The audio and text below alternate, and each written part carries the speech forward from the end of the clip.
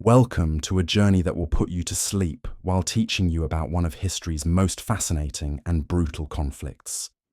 As your consciousness fades and your mind drifts toward rest, let the story of the Crusades unfold like a gentle tide, carrying you through centuries of faith, warfare, and human ambition.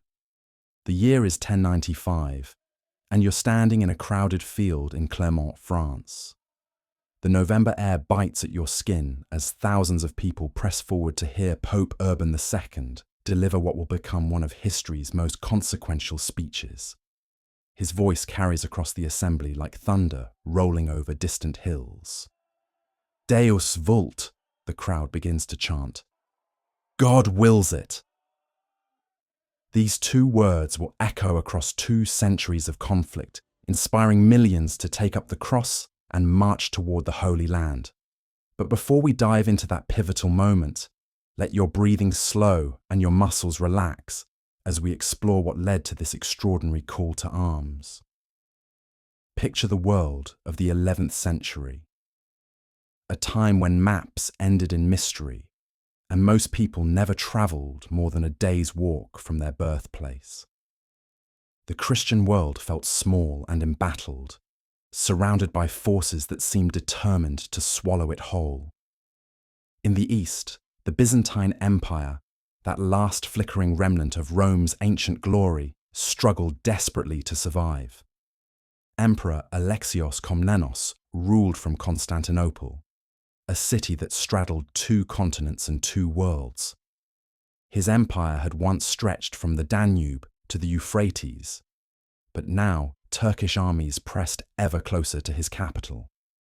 The Seljuk Turks, these fierce nomadic warriors who had swept out of Central Asia, had already conquered much of Anatolia, the empire's heartland.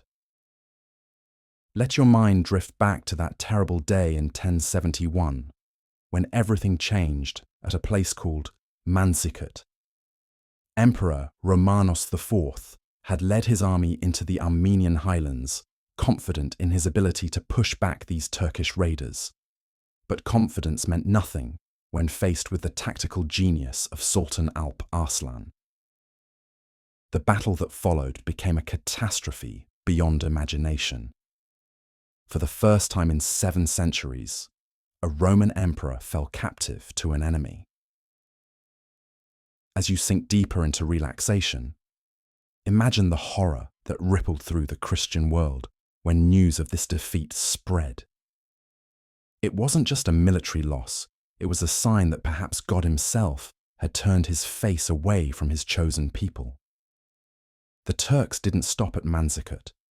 They poured into Anatolia like water through a broken dam, establishing themselves in cities that had been Christian for 1,000 years. Nicaea, where the Great Council had once defined Christian doctrine, became the capital of a Turkish sultanate. Antioch, where the followers of Christ had first been called Christians, fell under Muslim rule. Jerusalem itself, though still technically controlled by the Fatimid Caliphate of Egypt, seemed more distant than ever from Christian pilgrims. As your breathing becomes deeper and more rhythmic, transport yourself to one of those pilgrim journeys. You're walking the dusty roads that lead to Jerusalem, part of a small group of believers who have sold everything they owned to make this sacred journey. The road is dangerous, filled with bandits and suspicious local authorities. Each night you huddle around a small fire, sharing bread and wine while singing hymns under the star-filled sky. When you finally reach Jerusalem, when you finally touch the stones where Christ walked, the joy is indescribable. But that joy is tinged with sadness because you know how precarious Christian access to these holy places has become.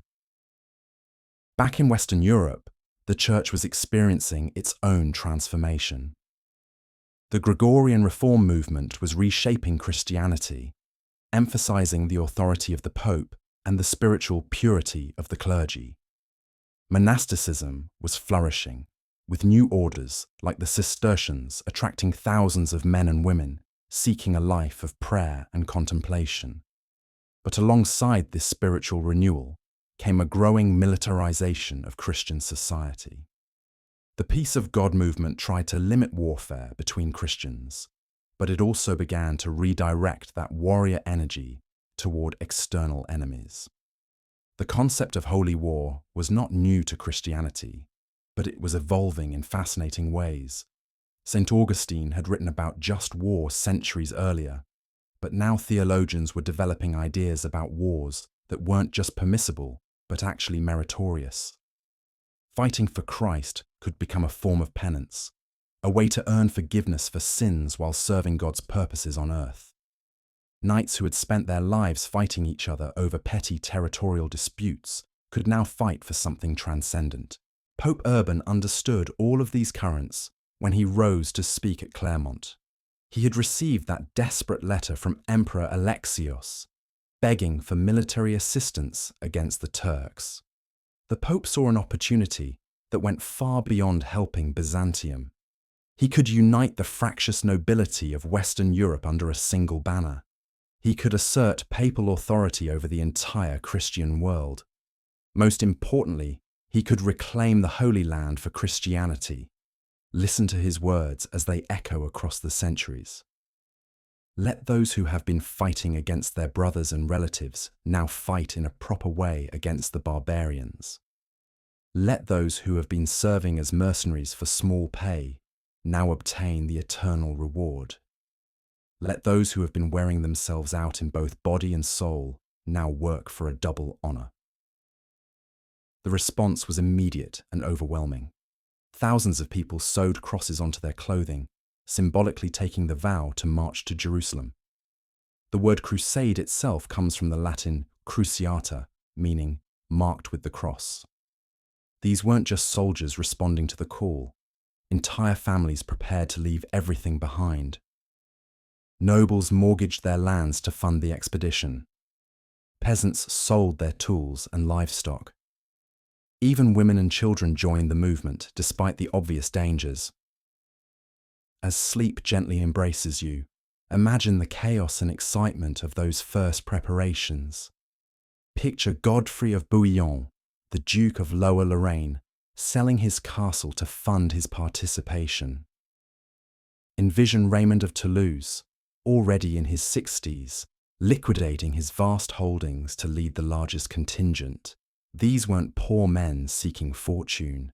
They were some of the wealthiest nobles in Europe, willing to risk everything for the promise of eternal salvation. But the organized nobility weren't the first to depart. In the spring of 1096, a charismatic preacher known as Peter the Hermit began leading what historians call the People's Crusade. Peter was a small, weathered man who rode a donkey and claimed to have received a vision from Christ himself, commanding him to liberate Jerusalem. His preaching attracted thousands of poor people, minor knights, and social outcasts who couldn't wait for the official expedition. The People's Crusade became a tragedy of epic proportions. These untrained, poorly equipped masses moved through Germany and Hungary like a plague of locusts, begging and stealing food as they went. When they reached Constantinople, Emperor Alexios was horrified. This wasn't the disciplined military assistance he had requested. Against his advice, Peter's followers crossed into Anatolia, where the Turkish Sultan Kilit Arslan was waiting. The massacre that followed was complete. Thousands died, and the few survivors limped back to Constantinople, their dreams of glory shattered. Even worse was the fate of other popular movements that never made it out of Europe. As you drift deeper into sleep, let your mind recoil from the horror of what happened in the Rhineland. Groups of crusaders, inflamed by religious zealotry and economic resentment, turned their fury against the Jewish communities of Germany. In cities like Mainz, Worms, and Cologne, entire Jewish quarters were destroyed. Thousands of innocent people died simply because they practiced a different faith. This dark side of the crusading movement, this transformation of religious enthusiasm into ethnic hatred, would stain the entire enterprise. But while these tragic preliminaries were unfolding, the main crusading armies were still preparing. These were serious military forces, led by experienced commanders. Godfrey of Bouillon gathered knights from the Holy Roman Empire. Bohemond of Taranto, a Norman adventurer from southern Italy, brought his experienced soldiers who had been fighting Muslims in Sicily. Hugh of Vermandois, brother of the King of France, led French nobility. Raymond of Toulouse commanded the largest army, drawn from southern France and including many veterans of the Spanish Reconquista. The logistics of moving these armies were staggering. Tens of thousands of people needed to be fed, armed, and transported across hundreds of miles of difficult terrain. Horses required fodder, soldiers needed weapons and armor, and everyone required food and water. The Crusaders developed supply chains that stretched across Europe, with Italian merchants providing ships and Greek officials organizing provisioning. It was perhaps the largest coordinated military effort Europe had seen since the fall of Rome. As winter turns to spring in your dreams, watch these great armies finally begin their march. The route to Constantinople became a river of humanity flowing eastward. Knights in glittering mail rode alongside their squires and servants. Priests carried relics and sang hymns. Engineers brought siege equipment, broken down for transport. Camp followers, including many women and children, provided essential services like cooking, nursing, and maintaining equipment. The journey to Constantinople took months, and it tested the Crusaders in ways they hadn't anticipated. Supply problems led to conflicts with local populations. Different national groups within the Crusade began to develop suspicions about each other's motives. The Byzantine officials they encountered seemed more interested in extracting oaths of loyalty than in facilitating their passage. By the time these armies reached Constantinople in late 1096 and early 1097, their initial enthusiasm had been tempered by harsh realities. Emperor Alexios found himself in an impossible position. He had asked for military assistance, but what arrived at his gates were armies larger than his own, led by ambitious nobles who clearly had their own agendas. The negotiations that followed were delicate and complex. Alexios wanted the Crusaders to swear oaths promising to return any former Byzantine territories they conquered. The Crusader leaders were willing to make such promises, but they interpreted them very differently than the emperor intended. Let your sleeping mind witness the spectacular ceremonies in the great palace of Constantinople. Imagine these Western knights, many of whom had never seen a city larger than a few thousand people, suddenly confronted with a metropolis of 500,000 inhabitants. The wealth and sophistication of Byzantine civilization overwhelmed them. The Hagia Sophia, with its massive dome that seemed to float in the air, made their own cathedrals look like village churches. The emperor himself, dressed in silk and purple, surrounded by an elaborate court ritual, seemed like a figure from another world. But beneath the diplomatic niceties, tensions were already emerging that would shape the entire future of the Crusades. The Byzantines were primarily interested in recovering their lost territories in Anatolia. The Western Crusaders were focused on reaching Jerusalem. These different objectives would eventually lead to bitter conflicts, but for now, both sides needed each other. In the spring of 1097, the great adventure truly began as the Crusader armies crossed from Europe into Asia. Their first target was Nicaea, the Turkish capital that controlled the main route into Anatolia. The siege that followed revealed both the strengths and weaknesses of the crusading movement. The Western knights were brave and well-equipped, but they had little experience with siege warfare in this climate. The Turks were skilled defenders who understood the terrain and could call on reinforcements. The siege of Nicaea lasted for weeks under the scorching Anatolian sun. As you sleep, imagine the sounds of this medieval siege. The thunderous crash of catapults hurling stones against the walls, the whistle of arrows filling the air, the shouts of men fighting hand-to-hand combat on scaling ladders. The Crusaders surrounded the city on 3 sides, but Nicaea sat beside a large lake, and Turkish boats continued to bring supplies and reinforcements. The breakthrough came when the Byzantines managed to transport ships overland to the lake, cutting off the city's waterborne supply line. Faced with inevitable defeat, the Turkish garrison negotiated a surrender with Emperor Alexios rather than with the Crusaders. This caused the first serious rift in the alliance. The Western Knights had expected to sack the city and claim booty to fund their expedition.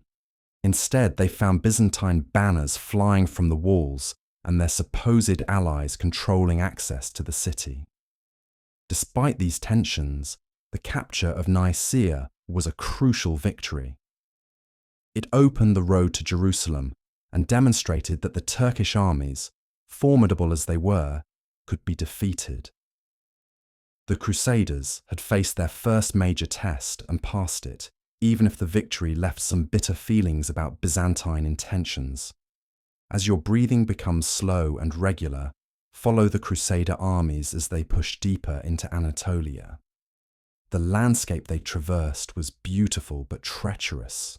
Rolling hills covered with scrub vegetation, river valleys that promised water but often proved to be dry, mountain passes where a small force could hold up an entire army. The heat was crushing for men accustomed to the cooler climates of northern Europe, and their heavy armour became almost unbearable under the blazing sun. The Turks, under Sultan Kilij Arslan, were far from finished. They had learned from their defeat at Nicaea and were preparing a new strategy. Rather than defending fixed positions, they would use their superior mobility to harass the Crusaders, striking when the Christians were most vulnerable and disappearing before they could respond effectively. Turkish mounted archers could fire arrows while riding at full gallop, a skill that European knights found both impressive and terrifying. The great test came at a place called Dorylaeum on July 1st, 1097. The Crusader army had divided into 2 groups for easier marching, and the Turks saw their opportunity. At dawn, thousands of Turkish cavalry swept down on the advance guard led by Bohemond. The attack was so sudden and fierce that it seemed the entire crusading movement might end before it had truly begun. Listen to the thunder of hoofbeats as wave after wave of Turkish horsemen charged the Crusader lines. Watch the arrows darken the sky like clouds of locusts. Feel the panic that rippled through the Christian ranks as their horses went down and their formation began to break apart. For hours, it seemed certain that this small force would be annihilated far from home, their dreams of Jerusalem dying in the dust of an Anatolian battlefield. But the Crusaders held. Bohemond organized his knights into a defensive circle, using their superior armor and discipline to withstand the Turkish assault. The archers and infantry, including many non-combatants, fought with desperate courage. Women and children helped carry water to the wounded and arrows to the defenders. Priests moved through the ranks offering absolution and encouragement. The battle turned when the Second Crusader army, led by Godfrey and Raymond, arrived on the battlefield. The Turks, committed to their attack on Bohemond's force, found themselves caught between 2 enemies. The fresh Crusader cavalry charged into their flank, and the Turkish army, which had seemed on the verge of victory, suddenly collapsed. Sultan Kilij Arslan's camp was captured, along with vast amounts of treasure that would help fund the rest of the expedition. Dorylaeum was more than just a victory, it was a revelation. The Crusaders had proven they could defeat the Turks in open battle. More importantly, they had learned to fight as a unified force despite their different nationalities and personal rivalries. The success gave them confidence for the challenges ahead and convinced many wavering supporters back in Europe that God truly was blessing their enterprise. As you sink deeper into peaceful sleep, let your mind wander through the months that followed. The Crusader armies pushed through central Anatolia, reclaiming city after city for Byzantium. The local Christian populations, many of whom had lived under Muslim rule for decades, greeted the Crusaders as liberators. Ancient churches were reconsecrated, and the sound of church bells rang again in communities that had been silent for a generation. But the march was taking its toll. The summer heat was merciless, and water was often scarce. Horses died by the thousands, forcing knights to fight on foot. Disease spread through the camps, claiming lives that Turkish swords had not been able to take. The Crusaders were learning that their greatest enemy might not be human opposition, but the harsh realities of campaigning in an alien environment. The first major division in the Crusader ranks occurred when Baldwin, Godfrey's brother, broke away from the main army with a small force. Baldwin was ambitious and pragmatic, and he saw opportunities in the political chaos of the region that were too good to pass up. He marched eastward into Mesopotamia, where he would eventually establish the first Crusader state in the county of Edessa.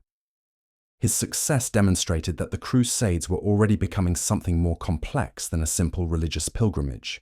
Meanwhile, the main army approached its next great challenge, the ancient city of Antioch. As autumn turned to winter in your dreams, picture this magnificent city that had once been one of the greatest metropolises of the Roman Empire. Antioch sat astride the trade routes between Europe and Asia, protected by massive walls that stretched for miles around the city and up the steep slopes of Mount Silpius. It was here that the followers of Christ had first been called Christians, making its recapture symbolically crucial for the crusading movement. The siege of Antioch would become the defining experience of the First Crusade, a test that pushed the Crusaders to the very limits of their endurance. The city was too large to surround completely, and the Turkish garrison was well supplied and confident. Winter in northern Syria was cold and wet, a miserable contrast to the dry heat the Crusaders had endured in Anatolia. Food became scarce, then desperately short. Many Crusaders began to question whether they would ever see Jerusalem. Let the months of siege warfare wash over your sleeping consciousness, like waves against a shore. Picture the daily routine of men slowly starving while maintaining a military effort that seemed increasingly hopeless. Watch the deserters slip away in the night, including some prominent nobles who had sworn sacred oaths to continue the journey. Feel the growing desperation as news arrived that a massive Turkish relief army was marching to break the siege. The breakthrough came through treachery rather than military prowess. A Turkish tower guard named Firuz, possibly motivated by money or personal grievances, agreed to let the Crusaders into the city. On the night of June 3, 1098, Bohemond led a small force up the walls and opened the gates. The Crusaders poured into Antioch, and after months of siege, the city fell in a single night. But victory turned to crisis almost immediately. The Turkish relief army arrived just days after the city's capture, and now it was the Crusaders who found themselves besieged. They had captured Antioch only to become trapped inside its walls, with their enemies controlling the surrounding countryside. Food was even scarcer than it had been during the siege, and morale plummeted to new depths. It was at this darkest moment that the Crusaders experienced what they believed to be divine intervention. A peasant named Peter Bartholomew claimed to have received visions of St. Andrew, who told him that the lance that had pierced Christ's side was buried in Antioch's cathedral. Whether through genuine faith or desperate hope, the Crusaders excavated the cathedral floor and found what they proclaimed to be the Holy Lance. The psychological effect was electric. Men who had been on the verge of surrender suddenly found new strength. The discovery of the relic seemed to confirm that God had not abandoned them. that their suffering had a purpose. When they finally marched out to face the Turkish army, they fought with a ferocity that surprised their enemies and themselves. The Battle of Antioch was a complete victory for the Crusaders. The Turkish relief army, which had seemed so formidable, scattered before the Christian charge. The regional Turkish alliance that had threatened to destroy the crusading movement collapsed in a single day. The road to Jerusalem was open once again, but the victory at Antioch also created new problems. Bohemond claimed the city as his own, despite his oath to return Byzantine territories to Emperor Alexios. This decision established the Principality of Antioch, the Second Crusader state. But it also marked the definitive break between the Crusaders and Byzantium. The alliance that had made the expedition possible was dissolving just as success seemed within reach. As winter deepens in your dreams, watch the Crusader armies slowly reorganize for the final push toward Jerusalem. Many Crusaders considered their vows fulfilled with the capture of Antioch and returned home. Others were so weakened by disease and malnutrition that they could not continue. The force that eventually marched south toward Palestine was smaller than what had left Europe, but it was also more experienced and determined. The journey through Syria and Palestine revealed the complex political situation that the Crusaders were entering.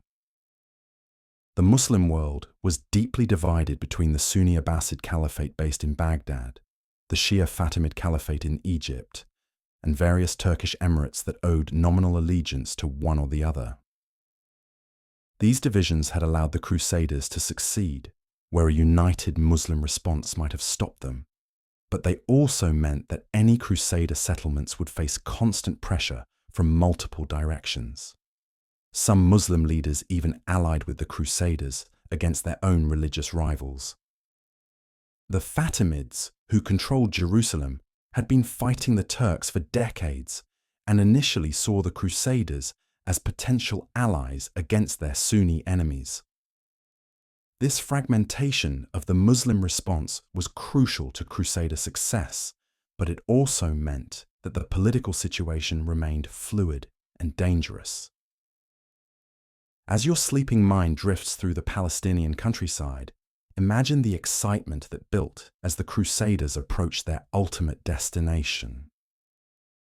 Jerusalem was more than just a city to these medieval Christians. It was the center of the world, the place where Christ had died and risen again. Many Crusaders had joined the expedition specifically to pray at the Holy Sepulchre, and some expected the Second Coming to occur once the city was back in Christian hands. On June 7th, 1099, nearly 3 years after Pope Urban's call at Clermont, the Crusader armies finally came within sight of Jerusalem. The emotional impact was overwhelming.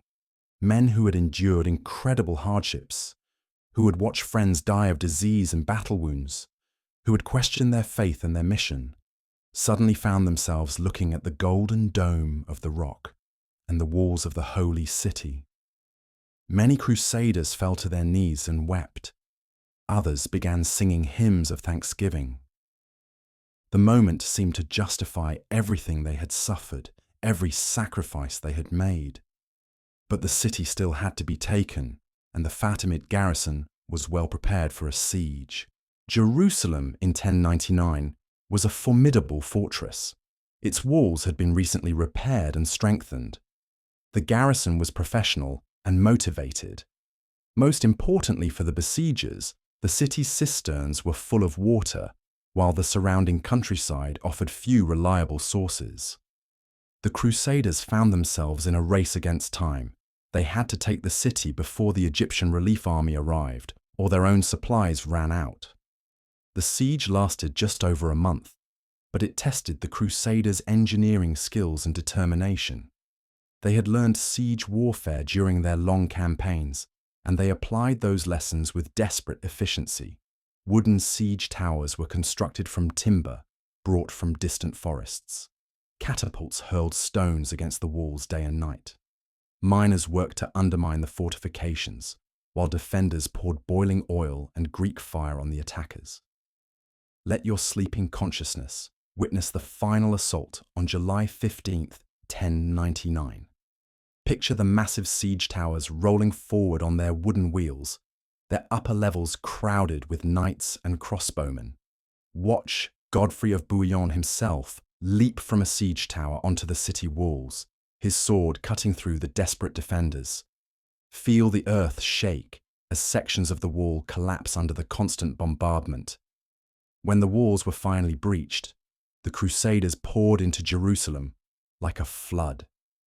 What followed was one of the most controversial episodes in the entire history of the Crusades.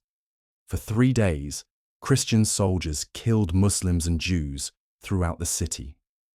Contemporary accounts, probably exaggerated but still horrifying, describe blood flowing in the streets and piles of severed heads and hands. The massacre at Jerusalem was not unique in medieval warfare, but its scale and religious context made it particularly shocking. The Crusaders seemed to believe that they were carrying out divine justice, cleansing the holy city of those they saw as defilers. To modern sensibilities, their actions seem monstrous, but they must be understood within the context of 11th century religious thought and military practice. When the killing finally ended, the Crusaders faced the question of what to do with their conquest.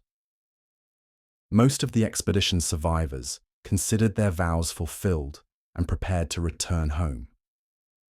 But someone had to govern the territories they had conquered, and that someone turned out to be Godfrey of Bouillon, who accepted the title Defender of the Holy Sepulchre rather than king, claiming that he would not wear a crown of gold where Christ had worn a crown of thorns. The establishment of the Kingdom of Jerusalem completed the creation of the Crusader states that would dominate the Eastern Mediterranean for the next 2 centuries. These 4 political entities, the County of Edessa, the Principality of Antioch, the County of Tripoli, and the Kingdom of Jerusalem, represented something unprecedented in medieval history. Western European feudalism transplanted to the Middle East. As your breathing becomes deeper and more peaceful, let your mind explore these remarkable political creations. The Crusader states were never more than narrow strips of territory along the coast and in the river valleys, islands of Latin Christianity in a sea of Islam. Their survival depended on constant vigilance, military innovation, and careful diplomacy with their Muslim neighbors. The Crusaders who remained in the East became a new type of European, the poulains, or pulleys, men who adapted to local conditions while maintaining their Western identity.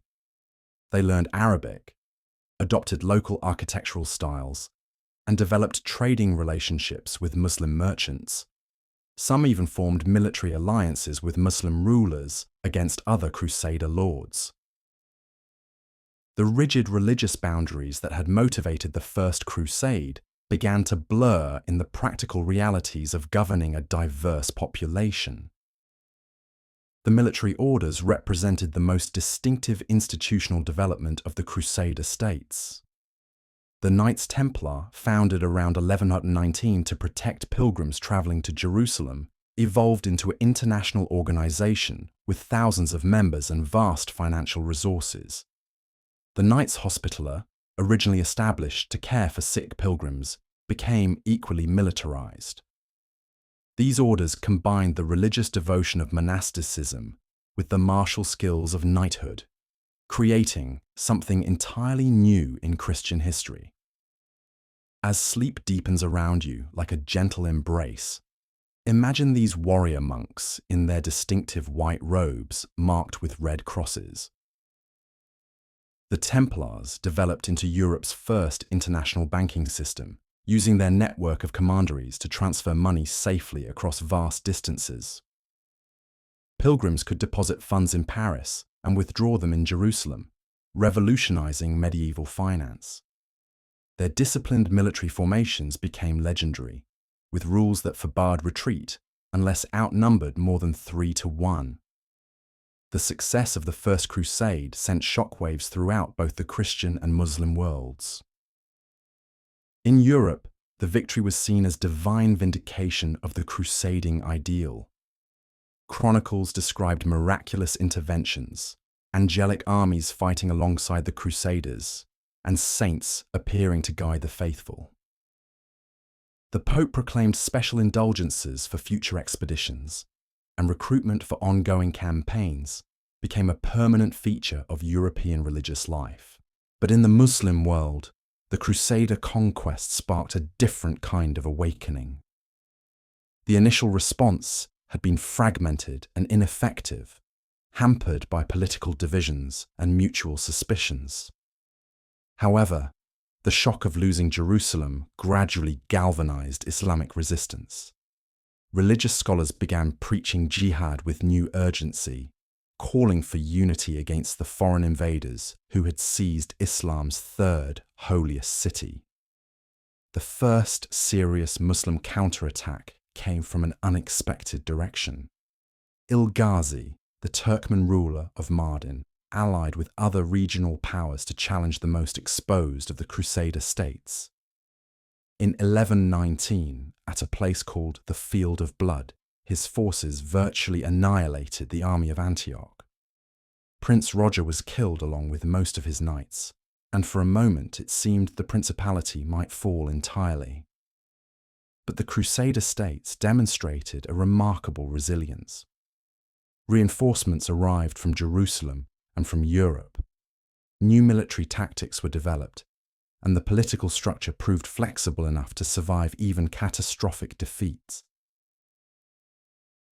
The Field of Blood became a learning experience rather than a death blow, teaching the Crusaders that their survival depended on avoiding pitched battles unless absolutely necessary. Let your sleeping mind drift through the 1120s and 1130s, a period when the Crusader states seemed to stabilize and even prosper. Trade flourished between East and West, with Italian merchants establishing permanent communities in Acre, Tyre, and other coastal cities. The agricultural productivity of the region recovered from the disruptions of conquest, and the Crusader nobility began to see themselves as permanent residents rather than temporary occupiers. King Baldwin II of Jerusalem emerged as the most successful of the second-generation Crusader rulers. Unlike his predecessors, who had been shaped by the brutal experiences of the First Crusade, Baldwin understood that long-term survival required more than military prowess. He cultivated relationships with local Christian communities, including Armenians, Maronites, and Orthodox Greeks, who had lived in the region for centuries. Baldwin also recognized that the Crusader states could not survive in isolation. He negotiated carefully with the Byzantine Empire, seeking to repair the damage done by earlier Crusader betrayals. He maintained correspondence with European rulers, ensuring a steady flow of reinforcements and supplies. Most importantly, he began to exploit the divisions within the Muslim world, playing different factions against each other to prevent the emergence of a unified opposition. The second generation of Crusaders developed a distinctive culture that blended Western and Eastern elements. Crusader castles combined European military architecture with local building techniques, creating fortifications like Crac de Chevaliers that were virtually impregnable. Illuminated manuscripts from Crusader scriptoriums show artistic influences from Byzantine, Islamic, and Western traditions. Even Crusader law codes incorporated elements of local legal traditions alongside European feudal customs. But this period of relative stability was built on foundations that were inherently unstable. The Crusader states remained demographically tiny, with perhaps 120,000 Latin Christians ruling over a population that was predominantly Muslim, with substantial Orthodox Christian and Jewish minorities. Every military defeat potentially spelled doom, because there was no large population base from which to recruit replacements. More ominously, the Muslim world was beginning to produce leaders who combined political skill with genuine religious commitment to reconquest. Zengi, the Turkish governor of Mosul, spent the 1130s gradually building a coalition of Muslim powers united around the goal of jihad against the Crusaders. Unlike earlier Muslim leaders who had been content with raiding and tribute, Zengi aimed for nothing less than the complete expulsion of the Frankish presence. His opportunity came in 1144, when internal disputes weakened the county of Edessa. The most exposed of the Crusader states, either dust of broken truces settles like ash across the wine-dark plain as we enter the second phase of this ancient tale. The stage has been set with divine wrath and mortal pride. But now deeper currents stir beneath the surface of war. Where once we witnessed the fury of individual heroes clashing like bronze titans, we shall now observe how the very foundations of loyalty and honor begin to crack under the weight of prolonged conflict. The son of Peleus remains apart from battle, his terrible anger burning like an eternal flame beside his black ships. Yet his absence creates a vacuum that draws other forces into motion, forces that will test the bonds between men and gods, between duty and desire, between the living and the dead. For 9 years, this siege has consumed the flower of 2 civilizations, and now the accumulated weight of sorrow begins to work changes in even the mightiest hearts. Watch as Apollo, the far shooter, tends his faithful servants while Athena sharpens her strategies for the battles to come. Observe how mortal warriors, tested beyond endurance, discover reserves of courage they never knew they possessed. See how the women of Troy, from royal Andromache to the humblest servant, bear burdens that would break lesser spirits. This is not merely the continuation of a war, but the deepening of it, the moment when conflict transforms from adventure into tragedy, when heroes begin to understand the true cost of the glory they have sought. The Trojan prince Hector stands upon his city's walls, gazing across the corpse-strewn battlefield toward the distant Argive camp. 9 years of warfare have aged him beyond his mortal span, etching lines of care around eyes that once sparkled with youthful confidence. The bronze spear in his hand, polished smooth by countless battles, catches the morning light as he surveys the eternal stalemate that has become his life. Below in Troy's winding streets, the sounds of a city under siege create their own rhythm. Blacksmiths hammer bronze into weapons and armor, their forges burning day and night. Women weave at their looms, creating the cloth that will either dress warriors for battle or shroud them for burial. Children play games of war in the dusty courtyards, mimicking the heroes whose deeds they hear sung in the great hall, not yet understanding that those same heroes may soon lie cold beneath the earth. The great gates of Troy stand closed against the morning, their bronze fittings gleaming like captured starlight. Guards pace the battlements, their eyes scanning the plain for signs of enemy movement. But today brings no immediate threat of assault, only the grinding tension of siege warfare, where victory belongs not to the swift or the brave, but to those who can endure longest the slow corruption of hope. In the palace, King Priam sits upon his ivory throne, receiving reports from his commanders with the weary patience of a man who has heard too much of death. His white hair, once the crown of dignity, now seems a mark of premature aging brought on by the weight of his people's suffering. Beside him, Queen Hecuba maintains the appearance of royal composure, but her hands tremble slightly as she spins the wool that will become thread, that will become cloth, that will perhaps become shrouds for her sons.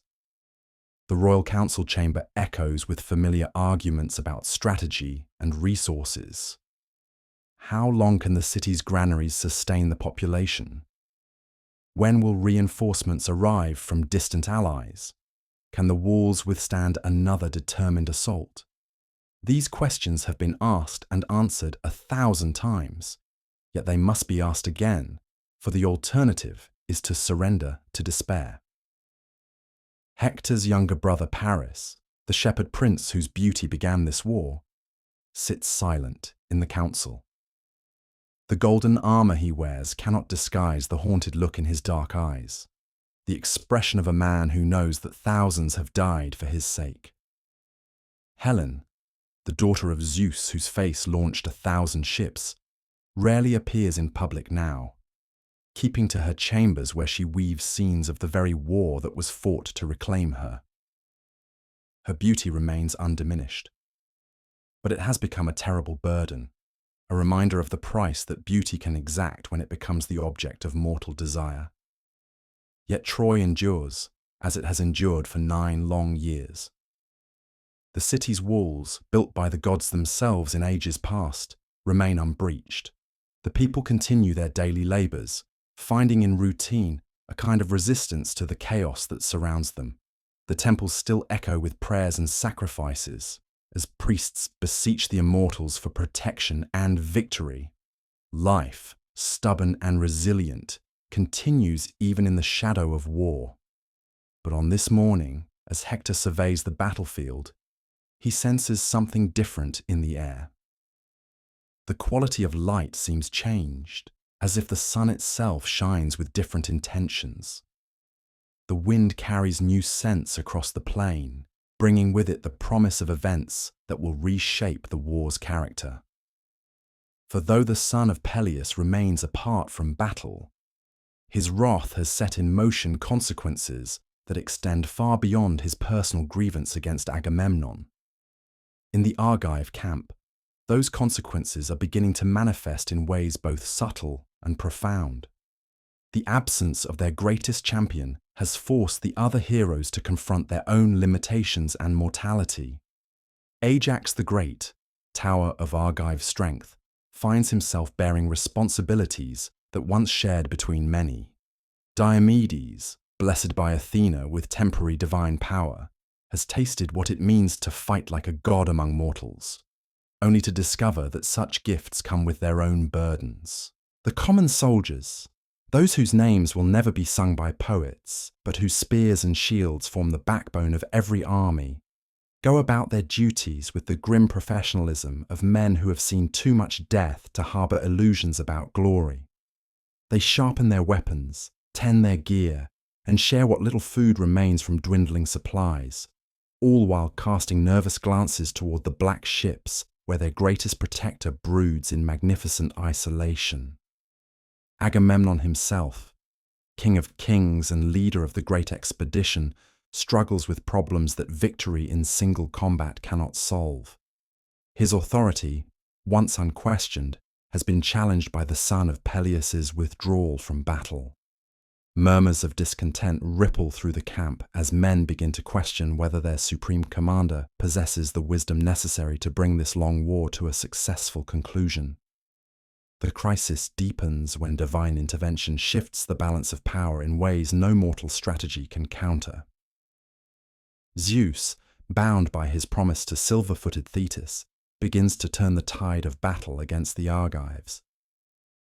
What once seemed like minor setbacks in skirmishes around Troy's walls escalate into serious defeats that threaten the very foundations of the expedition.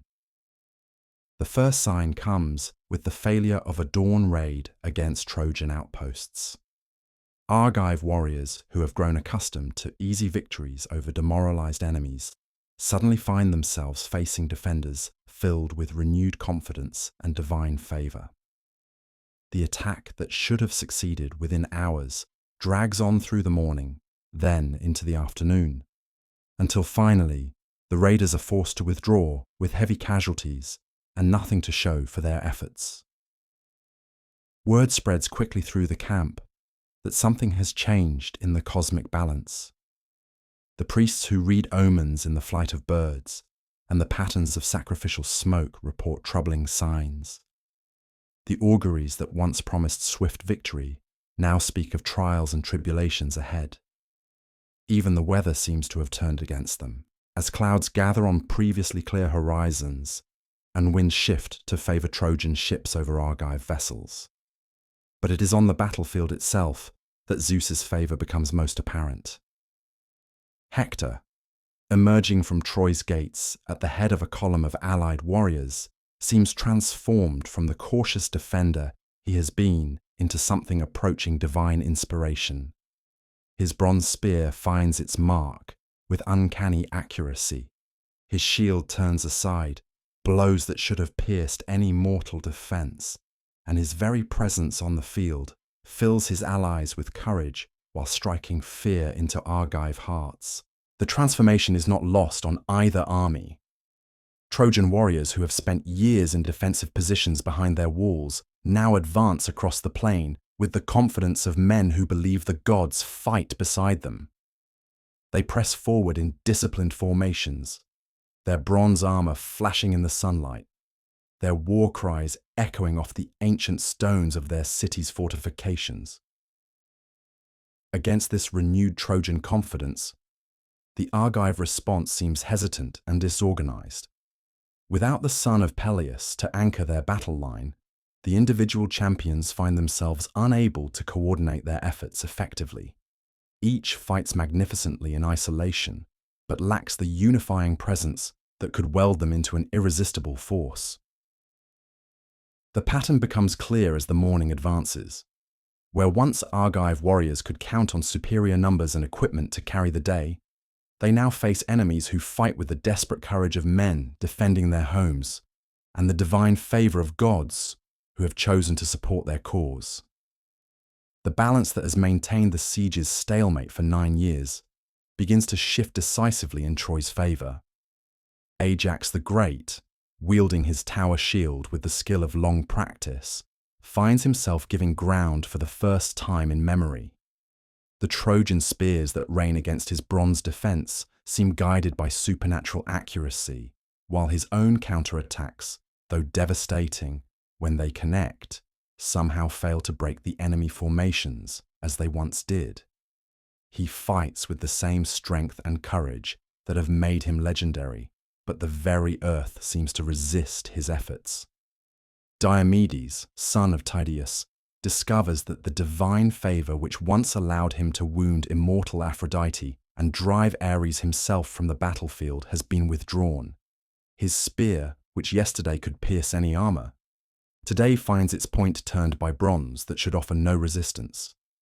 His chariot horses, once swift as the wind, now seem to labour as if pulling tremendous weights. The god-blessed warrior has become merely mortal again, and the transition proves more difficult than he had ever imagined. Even Odysseus, master of strategy and cunning, finds his usual tactical brilliance inadequate to the changed circumstances. Plans that should succeed through superior preparation and execution somehow go awry at crucial moments. Allied contingents fail to arrive at their designated positions on time. Supply lines that have functioned reliably for years suddenly become unreliable. It is as if the very cosmos has turned against Argive efforts, making success impossible despite their best efforts. The crisis reaches its crescendo when Hector leads a general assault against the Argive fortifications, the great wall that the invaders built to protect their camp. Those mighty stones dragged from nearby hills and blessed by their priests comes under attack from forces that seem to possess supernatural strength and determination. Where previous Trojan assaults have been repelled with relative ease, this attack threatens to overwhelm the defenders through sheer persistence and divine favour. The battle for the wall unfolds with the terrible intensity of mortal combat blessed by immortal intervention. Trojan warriors scale the fortifications with ladders that somehow resist being pushed away by the defenders. Stones hurled from the ramparts miss their targets by impossible margins, while Trojan arrows find gaps in Argive armor that should not exist. The very foundations of the wall seem to tremble under assault, as if the earth itself rebels against foreign presence. At the center of this supernatural storm stands Hector, transformed by Zeus's favor from skilled mortal warrior into something approaching a force of nature. His bronze spear cuts through enemy ranks like divine lightning, while his shield deflects weapons that should pierce any mortal defense. When he raises his voice in the war cry, even veteran Argive warriors feel their courage falter, as if they face not merely another champion, but the embodiment of Troy's divine protection. The Argive heroes rally to defend their fortifications with desperate courage. Ajax the Great plants himself before the main gate like a living tower, his massive shield covering the breach, while his long spear reaches out to strike down any enemy who approaches within range. Behind him, archers send volleys of arrows into the attacking ranks, while spearmen thrust through gaps in the wall to hold back the Trojan advance. Diomedes leads a counterattack along the eastern section of the fortifications, his bronze sword singing as it cuts through enemy ranks. Though he no longer possesses the divine favor that once made him invincible, his mortal courage and skill remain formidable. He carves a path through the Trojan assault force, buying precious time for his comrades to reorganize their defenses. Odysseus coordinates the overall defense with the tactical genius that has made him invaluable to the Argive cause. He moves constantly along the ramparts, reinforcing weak points, repositioning reserves, and maintaining the communication that keeps the defense functioning as a coherent whole. His presence provides stability in a situation that threatens to dissolve into chaos. But despite their heroic efforts, the Argive defenders find themselves slowly pushed back. The divine favor that protects the Trojan assault proves too powerful for mortal courage alone to overcome. Section by section, the Great Wall begins to crumble under attacks that seem guided by supernatural force. The unthinkable begins to seem inevitable. The fortifications that have protected the Argive camp for 9 years may finally be breached. It is at this moment of crisis that the true cost of the son of Peleus's withdrawal becomes apparent. The greatest warrior of the expedition remains in his tent, unmoved by the sounds of battle that grow ever closer to his own ships. His myrmidons, the elite fighters who could turn the tide of any engagement, sit idle beside their vessels while their comrades fight desperately for survival. The weapons that could save the day gather dust because pride proves stronger than duty. Yet even in this darkest hour, the bonds that hold the Argive coalition together refuse to break entirely. Veterans who have fought side by side for 9 years refuse to abandon their posts, even when the situation seems hopeless. Young warriors who have known no other life than this siege discover reserves of courage they never knew they possessed. The common soldiers whose names will never be remembered by history stand firm against odds that would break lesser men. The crisis deepens as Trojan forces finally breach the Great Wall at its weakest point. Through the gap, poor warriors who have dreamed of this moment for 9 long years, their bronze weapons gleaming with reflected firelight as buildings in the Argive camp begin to burn. The organized defense begins to fragment as units are cut off from central command and forced to fight as isolated bands of heroes. In this moment of apparent triumph for Troy, however, the seeds of future tragedy are already being sown. For Hector's success in driving the Argives back to their ships will set in motion the chain of events that leads to Patroclus donning Achilles' armor, to his death at Hector's hands, and to the terrible vengeance that will follow. The divine favor that makes this victory possible is the same force that will ultimately ensure Troy's destruction. The irony is lost on the combatants as they fight with desperate intensity for immediate survival. Trojan warriors press their advantage with the enthusiasm of men who see victory within their grasp. Argive defenders fall back toward their ships, not in panic, but in the controlled withdrawal of professional soldiers who understand that preservation of their forces matters more than holding every inch of ground. As the sun reaches its zenith, the battle reaches a turning point that will reshape the entire character of the war. The age of stalemate is ending, to be replaced by a period of rapid movement and decisive action that will test every participant to the limits of their endurance. The son of Peleus may remain apart from the fighting, but his absence has created conditions that will ultimately force him back into the conflict under circumstances that will make his previous anger seem gentle by comparison. The afternoon brings fresh horrors as Trojan forces, emboldened by their success against the Argive fortifications, push their attack toward the ships themselves. These black vessels, drawn up on the beach in careful rows, represent more than mere transportation. They are the lifeline that connects the expedition to its homeland, the means by which warriors might someday return to wives and children they have not seen for 9 years. Their destruction would transform a siege into exile, a military campaign into a fight for survival. Hector leads the advance with the terrible joy of a man who sees his city's deliverance within reach. The bronze point of his spear flashes like captured lightning as he cuts through the enemy ranks, while his voice rings out with commands that organize the attack into an irresistible tide of destruction. Behind him, Trojan allies who have traveled from the ends of the known world surge forward with renewed purpose, their various languages blending into a single cry of victory. The Lycians under god like Sarpedon, son of Zeus himself, advance along the eastern flank with the disciplined precision of professional warriors. These men have served as mercenaries in conflicts across the ancient world, and their experience shows in the way they maintain formation even in the chaos of assault. Their bronze armor, marked with the symbols of distant mountains, gleams with an otherworldly light that speaks to their divine leadership.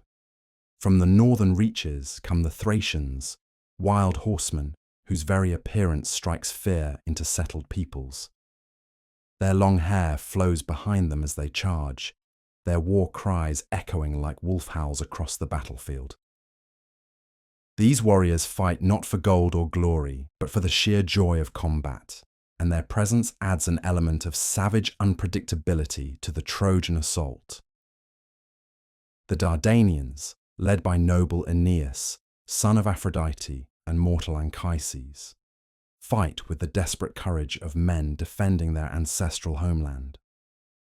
These warriors trace their lineage back to the founders of Troy itself, and they know that defeat means not merely military loss, but the extinction of their entire people. Their bronze spears thrust with the precision born of generational training, while their shields bear the ancient symbols of their royal house. Against this cosmopolitan alliance, the Argive defense begins to fragment. The loss of their fortifications has forced them to fight on ground of their enemy's choosing, while the absence of their greatest champion deprives them of the psychological advantage they have enjoyed throughout the war.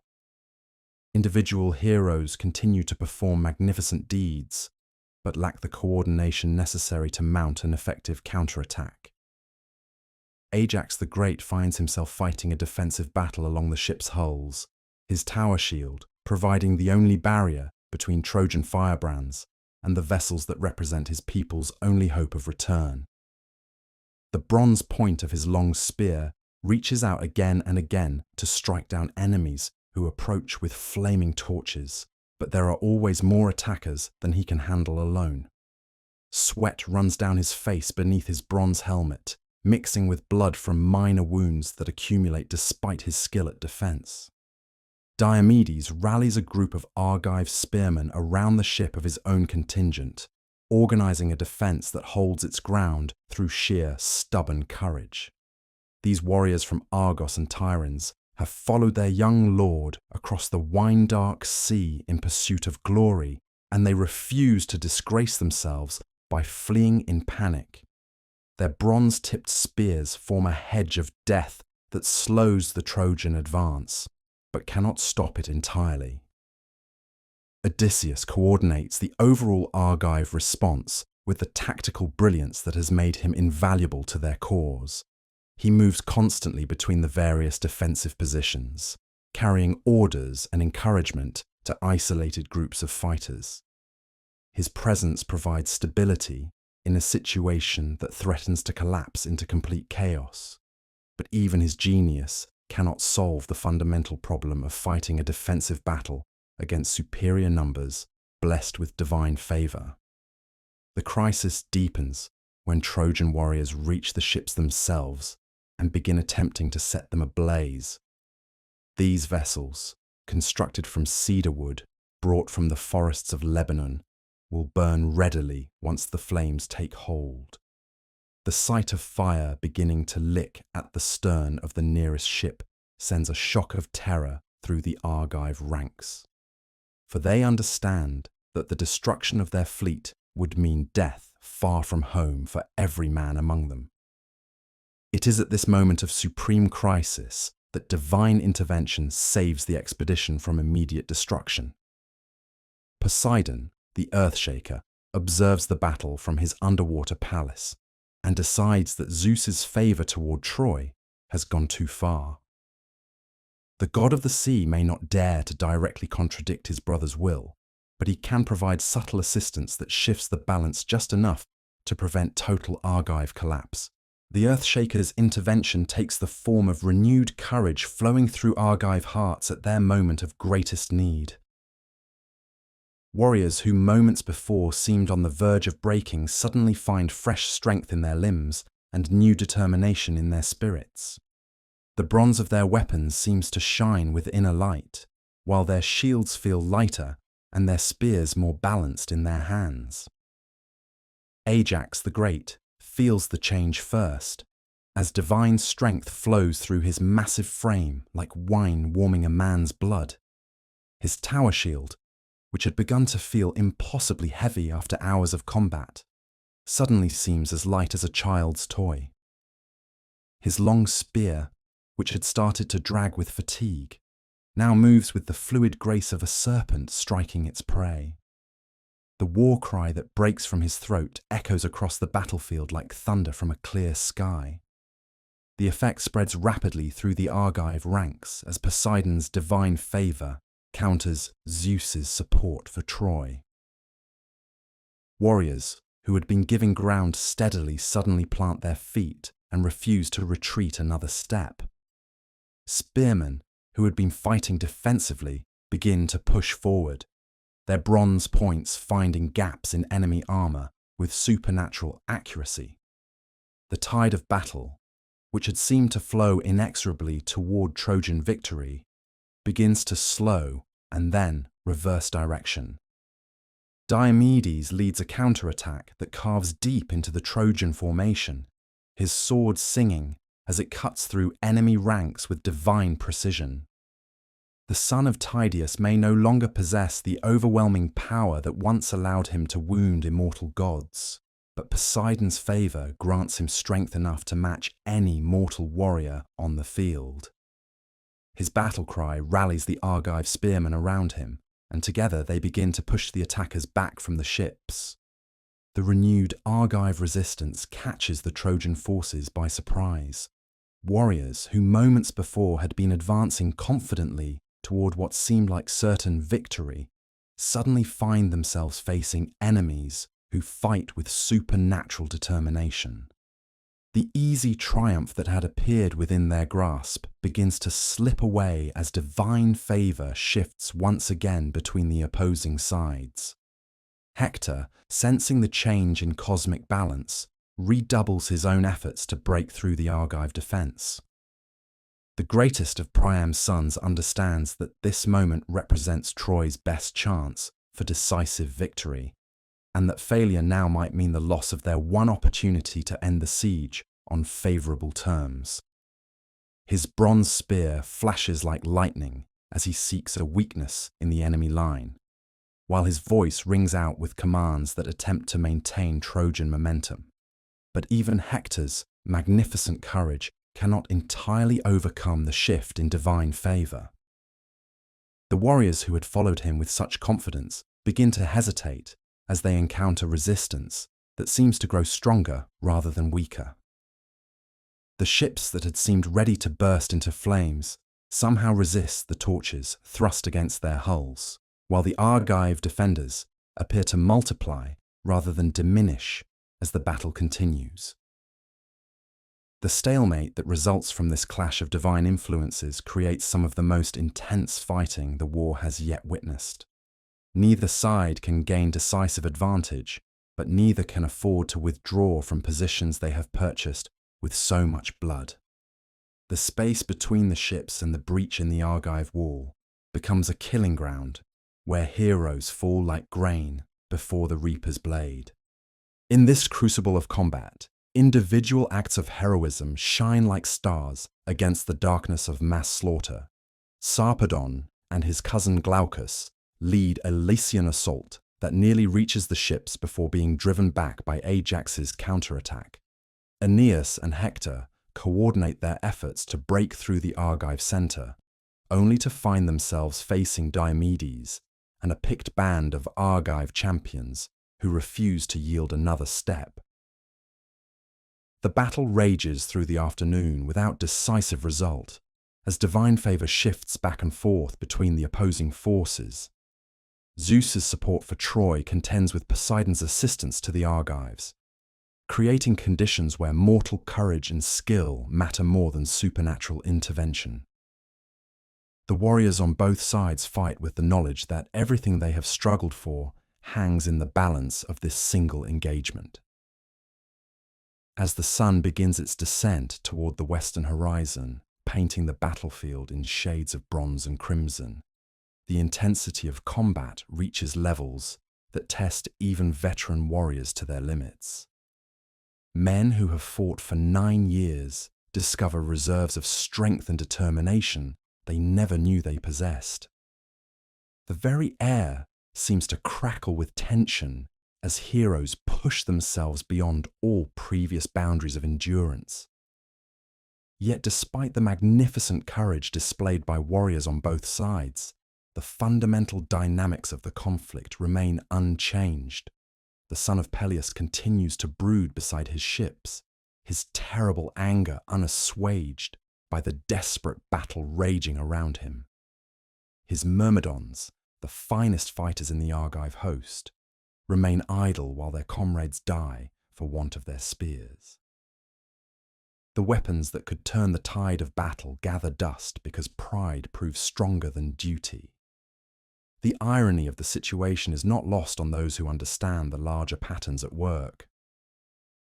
The very crisis that threatens to destroy the Argive expedition is creating the conditions that will eventually force the son of Peleus back into battle under circumstances that will make his previous withdrawal seem insignificant by comparison. The divine favour that enables Hector's success is the same force that will ultimately ensure his destruction. But for now, in this moment of desperate struggle, such larger patterns remain invisible to the combatants who fight with everything they possess for immediate survival. The battle continues to rage as darkness approaches, each side knowing that the next few hours may determine whether Troy stands unconquered or falls in flames, whether the Argive expedition returns home in triumph or perishes on foreign shores, far from the graves of their ancestors. The approaching night brings with it the promise of temporary respite from combat, but also the knowledge that tomorrow will bring fresh challenges and new tests of courage. For this war has passed beyond the point where simple military victory can resolve the fundamental tensions that drive it. Too much blood has been spilled. Too many heroes have fallen. Too many oaths have been sworn in the presence of the gods for any easy resolution to be possible. The second phase of this ancient tale draws to its close with the recognition that the conflict has entered a new and more dangerous stage. The age of stalemate is ending, to be replaced by a period of rapid movement and decisive action that will test every participant to the limits of their humanity. The son of Peleus may remain apart from the fighting, but forces are already in motion that will drag him back into the conflict under circumstances that will transform his personal anger into something far more terrible and far more consequential. As the stars begin to appear in the darkening sky above the wine-dark plain, both armies draw back from the field of slaughter to tend their wounds and count their losses. The temporary cessation of combat brings not relief but grim recognition of how much the day's fighting has cost both sides. The ground between Troy's walls and the Argive ships lies carpeted with bronze and flesh, testament to the fury that divine intervention can unleash when immortal wills clash through mortal instruments. In the Trojan camp, Hector strips the blood from his spear and armour as his captains gather around him in the flickering light of torches. The greatest of Priam's sons has led his people closer to decisive victory than any previous effort has achieved, yet he knows that the opportunity may already be slipping away. The divine favour that blessed their assault shows signs of wavering, while the Argive resistance has proven more resilient than even his most pessimistic advisors had predicted. "We have driven them to their ships," announces Sarpedon, his voice carrying the satisfaction of a warrior who has seen his enemies flee before him. The Lycian prince bears fresh wounds from the day's fighting, but his spirit remains unbroken by the ordeal. One more assault like today's and their black hulls will burn on the beach while their crews flee across the wine-dark sea. But Hector's expression remains troubled as he gazes across the darkened battlefield toward the enemy camp. Something in the afternoon's fighting has disturbed him. Some shift in the cosmic balance that his warrior's instincts detect, even if his mind cannot fully comprehend its implications. The resistance they encountered grew stronger rather than weaker as the battle progressed, suggesting forces at work beyond simple mortal courage. "The Earthshaker intervenes," murmurs Polydamas, wisest of Troy's counsellors, his weathered face grave in the torchlight. "I felt his presence in the way the enemy ranks reformed when they should have broken, in the strength that flowed through Argive spears when their wielders should have been exhausted. Zeus favours us, but his brother favours our enemies." The observation sends a chill through the assembled commanders, for they understand its implications. If the gods themselves are divided over the war's outcome, then mortal efforts alone may prove insufficient to achieve decisive victory. The intervention of Poseidon suggests that the cosmic forces supporting Troy's cause are not as unified as they had hoped, creating conditions where their greatest successes may be countered by divine opposition. Aeneas, son of Aphrodite, speaks with the authority of one whose divine heritage grants him insight into immortal affairs. "The blessed ones play their own games with mortal lives," he observes, his voice carrying both reverence and bitterness. "We are pieces on their board, moved according to purposes we cannot fully understand. Our role is to fight with courage, regardless of the outcome they decree."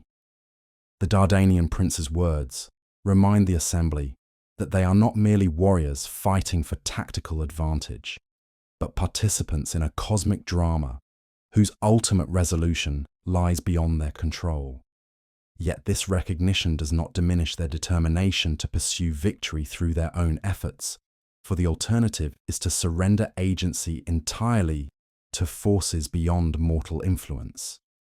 In the Argive camp, a similar council takes place around the dying embers of cooking fires, though the mood there carries undertones of desperation absent from the Trojan gathering. The near breach of their fortifications has shaken even veteran campaigners who have survived 9 years of siege warfare.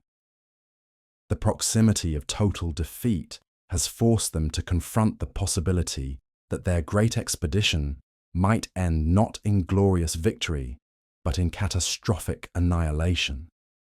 Agamemnon sits silent among his captains, the weight of supreme command evident in every line of his posture.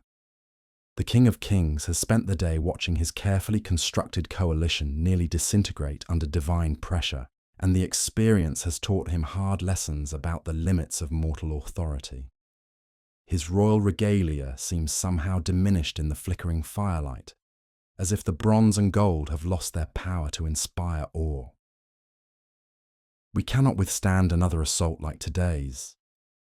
Ajax the Great states, with the blunt honesty that characterizes his approach to all challenges. The Tower of Argive's strength bears multiple wounds from the day's fighting, but his voice remains steady as he delivers his assessment.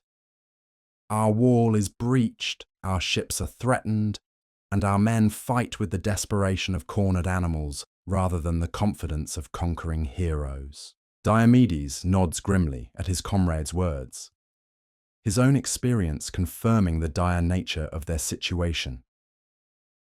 The cosmic balance has shifted against us, he observes.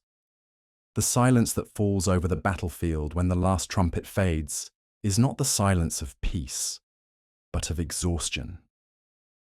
For nearly 2 centuries, the Christian kingdoms of Western Europe have hurled themselves against the fortified cities of the Holy Land, like waves against an unyielding shore.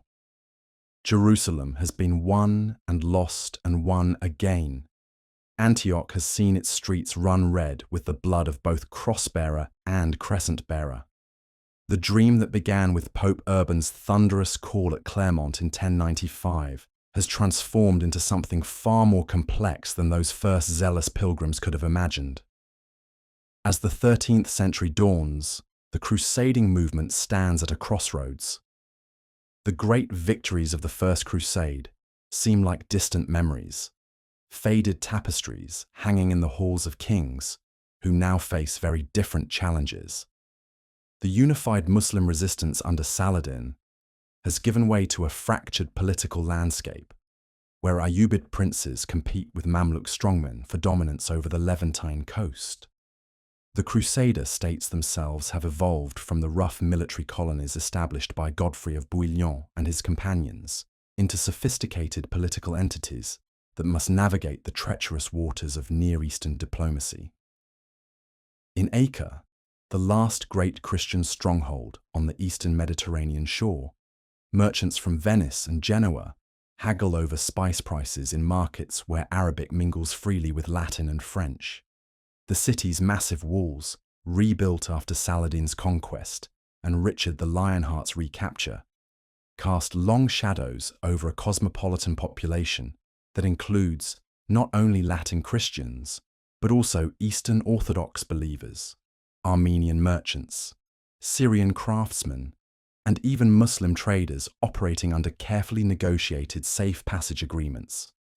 The military orders that once embodied the pure martial spirit of the crusading ideal have themselves become complex international organizations.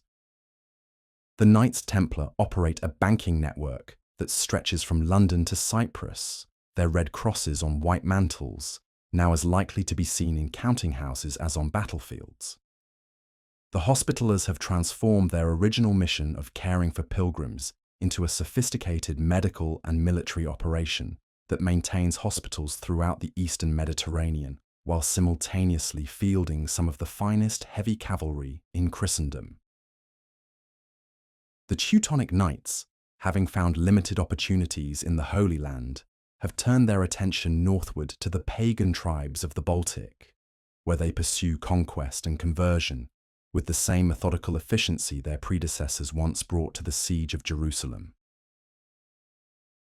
Yet beneath this surface adaptation to new realities, the fundamental tensions that have always characterized the crusading movement continue to simmer.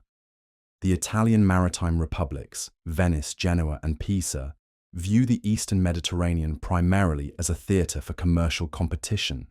Their magnificent fleets, as likely to fight each other as to transport pilgrims or provisions to the Holy Land. The Byzantine Empire, once the original petitioner for Western military assistance, now regards the Latin states as dangerous neighbours who have proven themselves quite capable of turning their weapons against Constantinople itself, as the horrific events of 1204 demonstrated. In Rome, the papal court struggles to maintain control over a movement that has repeatedly escaped the bounds of its original spiritual purpose. Pope Innocent III, perhaps the most powerful pontiff in Christian history, has expanded the concept of crusading beyond the Holy Land to encompass campaigns against heretics in southern France, pagans in the Baltic, and even political enemies of the papal state in Italy itself. This theological innovation has provided the Church with a powerful tool for enforcing orthodoxy and extending papal authority, but it has also diluted the special character that once made the Jerusalem pilgrimage a uniquely compelling spiritual exercise. The Fourth Crusade's catastrophic diversion to Constantinople continues to cast a shadow over all subsequent expeditions. The sight of Latin knights sacking the greatest Christian city in the world, melting down ancient icons for their gold content, and desecrating altars that had witnessed centuries of liturgical worship, has created a wound in the body of Christendom that shows no signs of healing. The Byzantine Empire, reduced to a rump state centered on Nicaea, views any Western military expedition with deep suspicion, while the newly established Latin Empire of Constantinople struggles to maintain legitimacy in the face of Greek Orthodox hostility and its own internal contradictions. Against this backdrop of political fragmentation and spiritual uncertainty, new voices begin to emerge that will fundamentally transform the nature of Christian engagement with the Islamic world. In the hills of Umbria, a young merchant's son named Giovanni di Pietro di Bernardone experiences a series of mystical visions that lead him to abandon his comfortable life for one of radical poverty and evangelical preaching. Francis of Assisi, as he will become known, represents a revolutionary approach to the Islamic world, not conquest through force of arms, but conversion through the power of Christian example and direct spiritual dialogue. The Franciscan mission to the Islamic world begins not with military planning, but with a radical act of faith. In 1219, as the Fifth Crusade besieges Damietta in the Nile Delta, Francis himself crosses the battle lines under a flag of truce and requests an audience with Al-Kamil, the Ayyubid Sultan of Egypt. The meeting between the poverty-embracing Christian mystic and the sophisticated Muslim ruler represents a profound alternative to the military confrontation that has characterized Christian-Islamic relations for over a century. Contemporary accounts of this encounter, filtered through the hagiographical traditions that quickly grew up around Francis, suggest a meeting of remarkable mutual respect. Al-Kamil, grandson of the great Saladin and himself a patron of Islamic scholarship and poetry, receives the Christian holy man with courtesy and genuine interest. The Sultan's court includes scholars familiar with Christian theology, and the theological discussions that ensue reveal the sophisticated intellectual culture of Ayyubid Egypt, where Islamic, Christian, and Jewish traditions intersect in ways that the crude stereotypes of crusading propaganda had never acknowledged. Francis's approach to the Islamic world is revolutionary in its simplicity. Rather than seeking to demonstrate the superiority of Christian civilization through military conquest or political domination, he attempts to embody the radical love that he believes lies at the heart of the Christian message. His voluntary poverty, his care for the sick and outcast, his evident sincerity and lack of personal ambition create a profound impression on Muslim observers who have grown accustomed to associating Christianity with the violence and rapacity of crusading armies. The Franciscan missions that follow Francis's pioneering journey establish a new model for Christian engagement with the Islamic world. Unlike the military expeditions that sought to carve out territorial enclaves through force of arms, these missions operate through persuasion, example, and the gradual building of relationships across religious boundaries. Franciscan friars learn Arabic, study Islamic theology, and develop sophisticated apologetic arguments designed not to demonize Islam, but to demonstrate the truth of Christian revelation through rational discourse and lived witness. This new approach finds its most sophisticated expression in the work of Ramon Llull, a Catalan nobleman who experiences his own dramatic conversion and dedicates his life to the peaceful conversion of Muslims and Jews. Llull's Art of Finding Truth represents an ambitious attempt to develop a logical system capable of demonstrating Christian truth in ways that would be compelling to adherents of other monotheistic traditions. His repeated journeys to North Africa, his mastery of Arabic language and Islamic philosophy, and his eventual martyrdom in Bougie in 1315 establish him as the prototype of a new kind of Christian missionary, one who seeks to understand rather than merely to conquer. Yet even as these new approaches to Christian-Islamic dialogue develop, the traditional military framework of the crusading movement continues to evolve in response to changing political circumstances. The Fifth Crusade, launched in 1217, represents an attempt to learn from the strategic mistakes of previous expeditions. Rather than targeting Jerusalem directly, the expedition's planners recognized that control of Egypt is the key to sustainable dominance over the entire eastern Mediterranean region. Egypt's agricultural wealth provides the economic foundation for Ayyubid power, while its position astride the trade routes between the Indian Ocean and the Mediterranean makes it the natural center of any successful Islamic coalition. The siege of Damietta becomes a test case for new approaches to crusading warfare.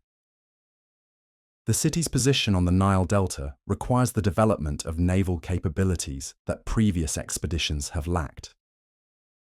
Venetian and Genoese fleets provide not only transportation, but also specialized siege equipment designed specifically for amphibious operations.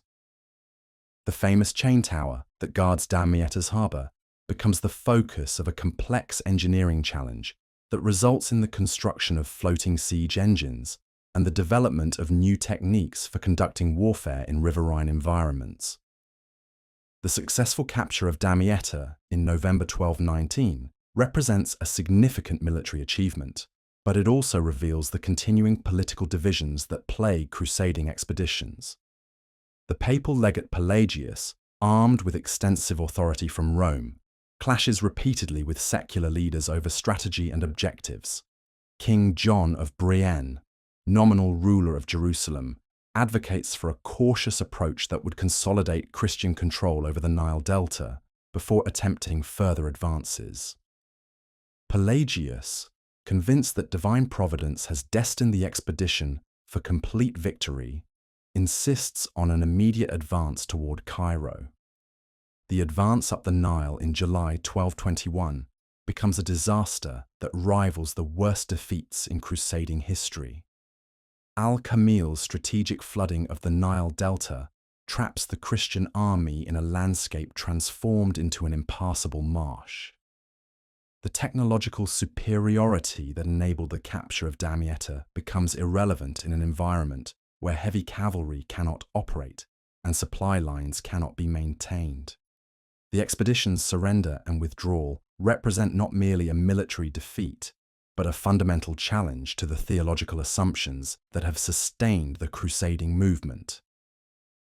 The failure of the Fifth Crusade catalyzes a remarkable diplomatic revolution that will reshape the entire context of Christian engagement with the Islamic world. Frederick II, Holy Roman Emperor and King of Sicily, inherits not only the crusading vow of his predecessor, but also a unique perspective on Christian-Islamic relations shaped by his rule over Sicily's multi-religious population.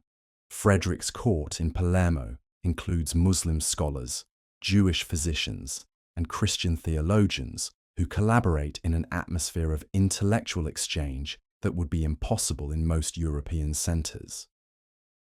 Frederick's approach to the Crusade reflects this cosmopolitan background. Rather than viewing the expedition as a religious war between incompatible civilizations, he treats it as a complex diplomatic challenge that can be resolved through negotiation among sophisticated political actors who happen to adhere to different religious traditions. His correspondence with Al-Kamil reveals two rulers who share similar interests in philosophy, mathematics, and political theory, and who view their religious differences as obstacles to be overcome rather than fundamental barriers to cooperation. The negotiations that culminate in the Treaty of Jaffa in February 1229 represent perhaps the most sophisticated diplomatic achievement in the entire history of the Crusades. The agreement grants Christians control over Jerusalem, Bethlehem, and Nazareth, along with a corridor connecting these holy sites to the coast at Acre. Muslims retain control over the Temple Mount, with its sacred dome of the Rock and Al-Aqsa Mosque, while Christians regain access to the Church of the Holy Sepulchre and other sites associated with the life of Jesus. The treaty's innovative approach to religious coexistence establishes principles that prefigure modern concepts of religious freedom and minority rights. Christians and Muslims are guaranteed the right to worship freely in areas controlled by the other faith, while merchants and pilgrims from both communities receive protection and trading privileges throughout the region. The agreement even includes provisions for joint administration of disputed sites and mechanisms for resolving conflicts through arbitration rather than warfare. Frederick's bloodless recovery of Jerusalem through diplomacy rather than conquest represents a fundamental challenge to the military culture that has dominated the crusading movement for over a century. The emperor's coronation as King of Jerusalem in the Church of the Holy Sepulchre, performed by his own hands in the absence of any clergy willing to participate in the ceremony, symbolizes both the achievement and the isolation that his unorthodox methods have created. The reaction to Frederick's diplomatic triumph reveals the deep tensions within Latin Christendom over the proper relationship between religious conviction and political pragmatism. Pope Gregory IX, locked in a broader conflict with Frederick over imperial authority in Italy, denounces the treaty as an unacceptable compromise with infidel power. The Patriarch of Jerusalem places the city under interdict, arguing that a Jerusalem controlled through negotiation with Muslims cannot be considered truly liberated. Many of the military orders view Frederick's success with suspicion, recognizing that his diplomatic methods threaten their institutional raison d'être. Yet Frederick's achievement also demonstrates possibilities for Christian-Islamic coexistence that inspire new approaches to interfaith dialogue throughout the Mediterranean world. The Treaty of Jaffa becomes a model for subsequent agreements between Christian and Muslim rulers, establishing precedents for religious tolerance and commercial cooperation that will influence diplomatic practice for centuries to come. The emperor's court in Sicily continues to serve as a center for cross-cultural exchange, where Islamic scientific texts are translated into Latin and Christian theological works are rendered into Arabic. The intellectual ferment generated by this cultural exchange contributes to the remarkable flowering of medieval philosophy and science in the 13th century. The works of Averroes and Avicenna, transmitted through Sicilian and Spanish translation centers, profoundly influence Christian thinkers like Albert the Great and Thomas Aquinas. The Aristotelian revival that transforms European universities begins with Islamic commentaries that preserve and extend Greek philosophical traditions. The mathematical and astronomical knowledge that enables the development of Gothic architecture and improved navigation techniques derives largely from Islamic sources transmitted through these cross-cultural networks. Yet, even as diplomatic and intellectual exchange creates new possibilities for Christian Islamic understanding. The fundamental military challenge posed by Islamic resurgence continues to evolve. The rise of the Mamluk Sultanate in Egypt represents a new phase in the long struggle for dominance over the Eastern Mediterranean. Unlike the Ayyubid princes, who were often willing to negotiate with Christian rulers as equals, the Mamluk military elite views the Crusader states as anachronistic vestiges of an earlier era that must be systematically eliminated. The Mamluk military system represents a revolutionary approach to warfare that combines the traditional strengths of Islamic cavalry with new technologies and organizational methods borrowed from their conflicts with the Mongols. The Mamluk warrior, trained from childhood in specialized military academies, represents a new type of professional soldier whose skills surpass those of both the feudal levies and the military orders that form the backbone of Christian resistance. The Mamluk composite bow, capable of penetrating the heaviest European armor at ranges that Western crossbows cannot match, gives Islamic forces a decisive technological advantage in siege warfare. The systematic Mamluk conquest of the Crusader states begins with the capture of Antioch in 1268, a siege that demonstrates the new level of military sophistication that Islamic forces have achieved. The city's massive fortifications, which had withstood numerous previous sieges, crumble before the concentrated fire of Mamluk mangonels and trebuchets, operated by engineers trained in the latest Chinese and Persian siege techniques. The fall of Antioch, one of the first and greatest Crusader conquests, sends shockwaves throughout Latin Christendom and marks the beginning of the end for the Latin presence in the Levant. Sultan Baybars, the Mamluk leader who orchestrates this final phase of Islamic reconquest, represents a new type of Islamic leader whose methods combine traditional Ghazi warfare with sophisticated intelligence networks and psychological warfare.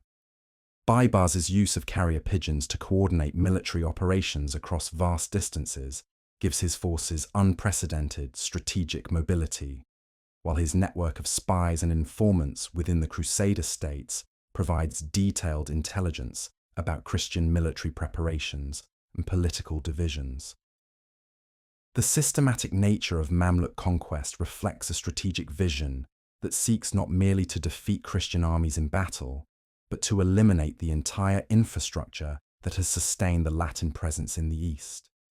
Captured fortifications are not merely garrisoned, but systematically demolished to prevent future Christian attempts at reconquest. Christian populations are not simply subjugated, but often deported or eliminated entirely to prevent the emergence of fifth columns that might assist future crusading expeditions. The Mamluk approach to conquest represents total war in a sense that earlier Islamic leaders had rarely contemplated. The siege of Acre in 1291 becomes the final act in this drama of systematic elimination. The city's massive fortifications, strengthened and expanded over 2 centuries of continuous conflict, represent the pinnacle of medieval military engineering. The harbour installations that have made Acre the commercial heart of the Crusader states rival those of Venice and Constantinople in their sophistication. The city's cosmopolitan population includes not only Latin Christians, but also Eastern Orthodox believers, Armenians, Syrians, and even Muslim merchants who have prospered under the relatively tolerant administration of the Kingdom of Jerusalem. The Mamluk siege of Acre employs every technique of medieval warfare developed over 2 centuries of Christian Islamic conflict. Massive siege engines hurl stone projectiles weighing over 300 pounds against the city's walls, while miners tunnel beneath the fortifications to undermine their foundations. The city's harbour is blockaded by a Mamluk fleet that prevents any possibility of relief or evacuation by sea. For the first time in the history of the Crusades, Islamic forces possess clear superiority in both technology and resources. making the outcome of the siege a foregone conclusion. The fall of Acre on May 18, 1291, marks not merely the end of a particular military campaign, but the conclusion of nearly 2 centuries of Latin political presence in the Levant. The systematic destruction of the city's fortifications and the elimination of its Christian population ensure that no future expedition will find any infrastructure on which to build a renewed Crusader presence. The Mamluk policy of creating what modern strategists would call a defensive desert along the Palestinian coast reflects a sophisticated understanding of the strategic requirements for preventing future Christian conquest attempts. The news of Acre's fall reaches Europe at a time when the political and social foundations of the crusading movement have already been fundamentally transformed. The rise of centralized monarchies in France and England has shifted the balance of power away from the feudal nobility who provided the military backbone of earlier expeditions. The development of professional armies equipped with new weapons like the crossbow and the longbow has made the heavy cavalry charge, the traditional tactical foundation of crusading warfare, increasingly obsolete. More fundamentally, the intellectual and spiritual climate of late 13th century Europe has evolved in ways that make the simple certainties of earlier crusading propaganda difficult to sustain. The translation of Islamic philosophical and scientific works has created a more sophisticated understanding of Islamic civilization among European intellectuals. The growth of universities and the development of scholastic theology have produced new approaches to Christian-Islamic dialogue that emphasize rational argument over military conquest. The response to Acre's fall reveals these deeper transformations in European consciousness. While traditional calls for new expeditions continue to emanate from the papal court, they generate little of the popular enthusiasm that had characterized earlier crusading preaching. The French monarchy, now the dominant power in Western Europe, shows more interest in consolidating its control over southern France and expanding into the Low Countries than in expensive eastern Mediterranean adventures. The English are absorbed in their ongoing conflicts with Scotland and Wales, while the German princes remain divided among themselves and focused on local concerns. Perhaps most significantly, new forms of Christian spirituality have emerged that offer alternatives to the military ideology that had sustained the crusading movement.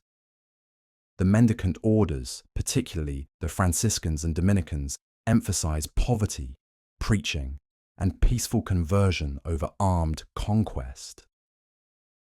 The mystical traditions associated with figures like Meister Eckhart and the Rhineland mystics stress inner spiritual transformation rather than external military achievement.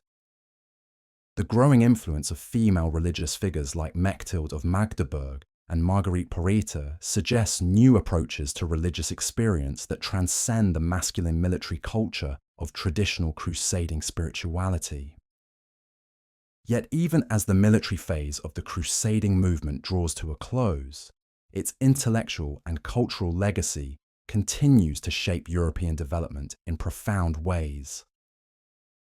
The maritime technologies developed for crusading expeditions contribute to the expansion of European trade networks that will eventually span the globe.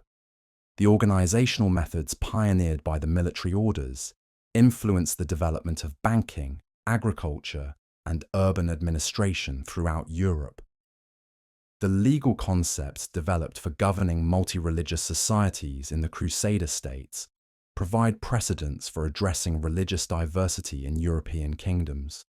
Most importantly, the encounter with Islamic civilization has fundamentally expanded European intellectual horizons in ways that will prove decisive for future cultural development. The Aristotelian philosophy transmitted through Islamic sources becomes the foundation for scholastic theology and the university system. Islamic mathematical and astronomical knowledge enables the navigation techniques that will make possible the age of exploration. Islamic medical knowledge, preserved and extended in centers like Cordoba and Baghdad, revolutionizes European medical practice and contributes to the demographic expansion that characterizes the High Middle Ages. The artistic and architectural legacy of the Crusades proves equally transformative.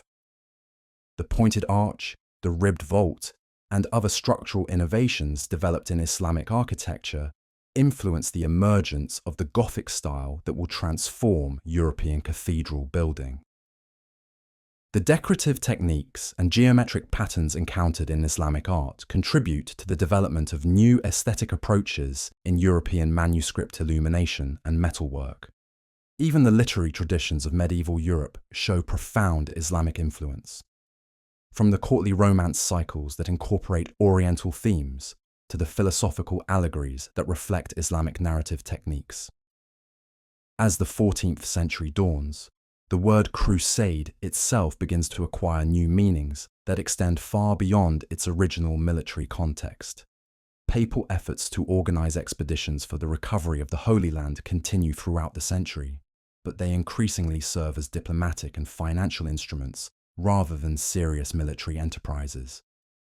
The crusading ideal becomes attached to other conflicts, the Reconquista in Iberia, the wars against pagans in the Baltic, the struggle against Ottoman expansion in the Balkans, that have their own distinct characteristics and motivations.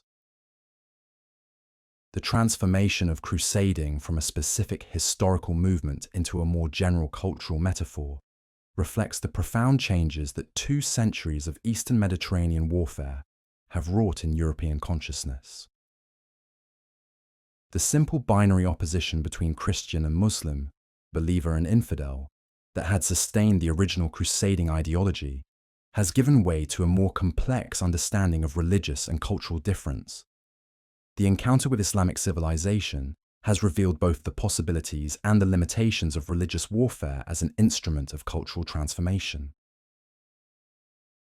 In the monasteries and universities of 14th century Europe, scholars begin the long process of interpreting and reinterpreting the crusading experience for new generations, who will face very different challenges. The historical chronicles that preserve the memory of these expeditions become sources not only for understanding the past, but for imagining alternative futures. The theological treatises that attempted to justify or criticize crusading warfare contribute to evolving theories of just war and international law. The literary works that romanticize or critique the crusading ideal help to shape new forms of cultural expression that will characterize the late medieval and early modern periods. Perhaps most significantly, the crusading experience has demonstrated both the possibilities and the limitations of religious enthusiasm as a force for historical change. The extraordinary achievements of the First Crusade, the sophisticated political arrangements of the Crusader states, and the remarkable cultural exchange that characterized 2 centuries of Christian-Islamic encounter all testify to the creative potential that can be unleashed when religious conviction is channeled through effective institutional structures. Yet the ultimate failure of the crusading project to achieve its stated objectives also reveals the dangers inherent in any attempt to impose religious solutions on complex political problems. The repeated cycles of conquest and reconquest, the enormous human costs of 2 centuries of warfare, and the persistent inability of military success to generate lasting political stability all suggest the limitations of force as an instrument of religious or cultural transformation. As the medieval period gradually gives way to the early modern era, the crusading legacy will continue to influence European development in ways both obvious and subtle. The maritime expansion that carries European power to the Americas and Asia draws heavily on technologies and organizational methods pioneered during the Eastern Mediterranean expeditions. The colonial enterprises that establish European dominance over much of the non-European world often employ ideological justifications that echo crusading themes of religious mission and cultural superiority. Yet the same period also witnesses the development of new approaches to religious and cultural diversity that reflect lessons learned from the crusading experience. The concept of religious tolerance, the principles of international law, and the ideals of cultural exchange that will characterize the Enlightenment all have roots in the complex interactions between Christian and Islamic civilizations during the medieval period. The story of the Crusades thus represents more than simply a chapter in medieval military history. It constitutes a foundational experience in the long process by which European civilization defined itself in relation to the wider world. The encounter with Islamic civilization that these expeditions initiated continues to shape global politics and culture in ways that would have been unimaginable to the warriors who first answered Urban II's call at Clermont. As we trace the final transformation of crusading idealism into the more complex realities of late medieval politics and culture, we can see reflected in this transformation the broader patterns that have characterized human civilization throughout history.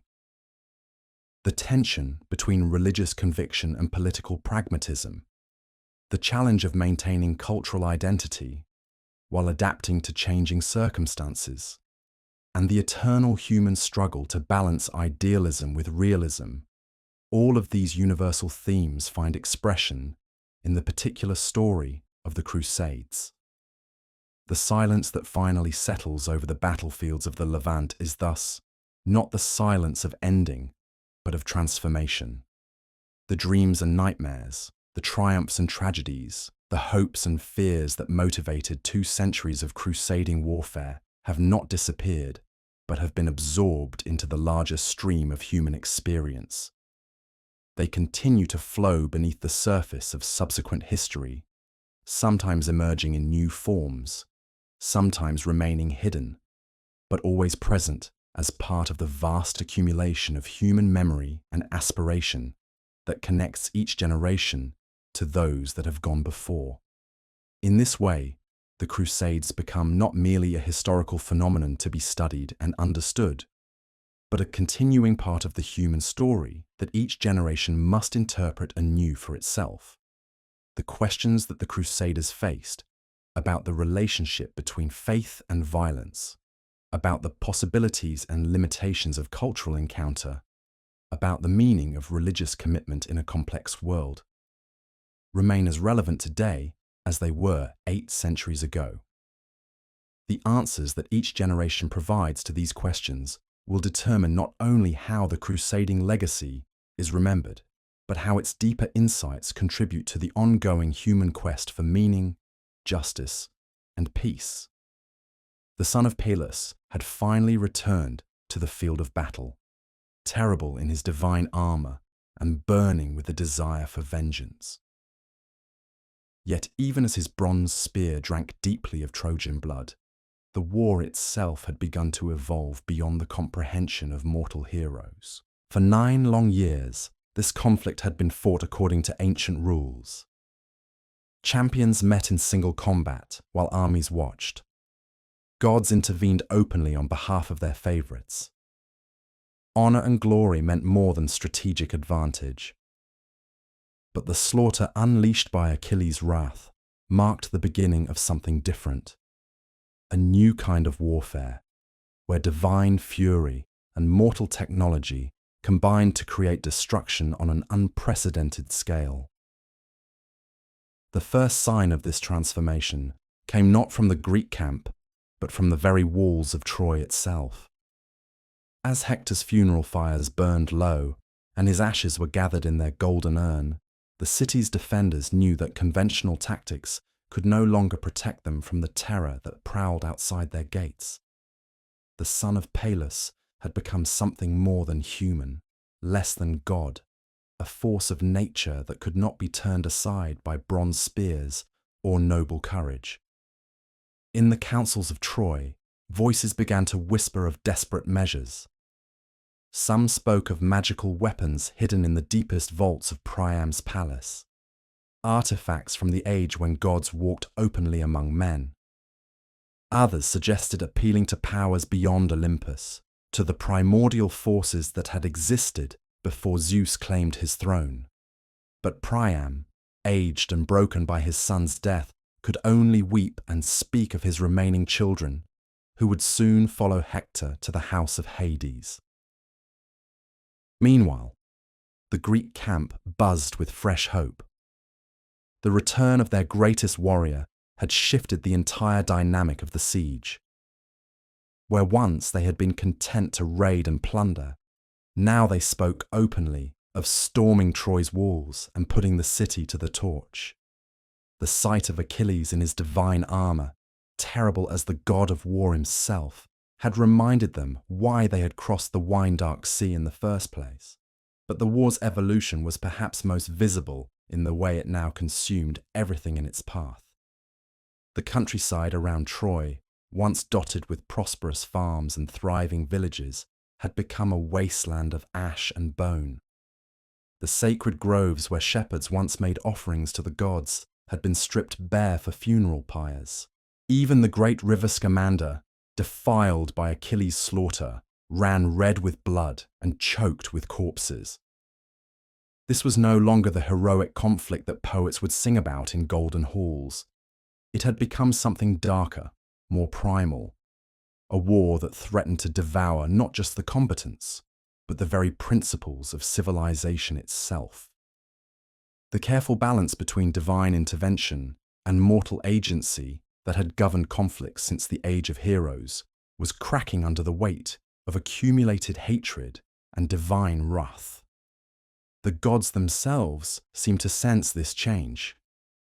On Olympus, the easy confidence that had marked their earlier interventions gave way to something approaching concern.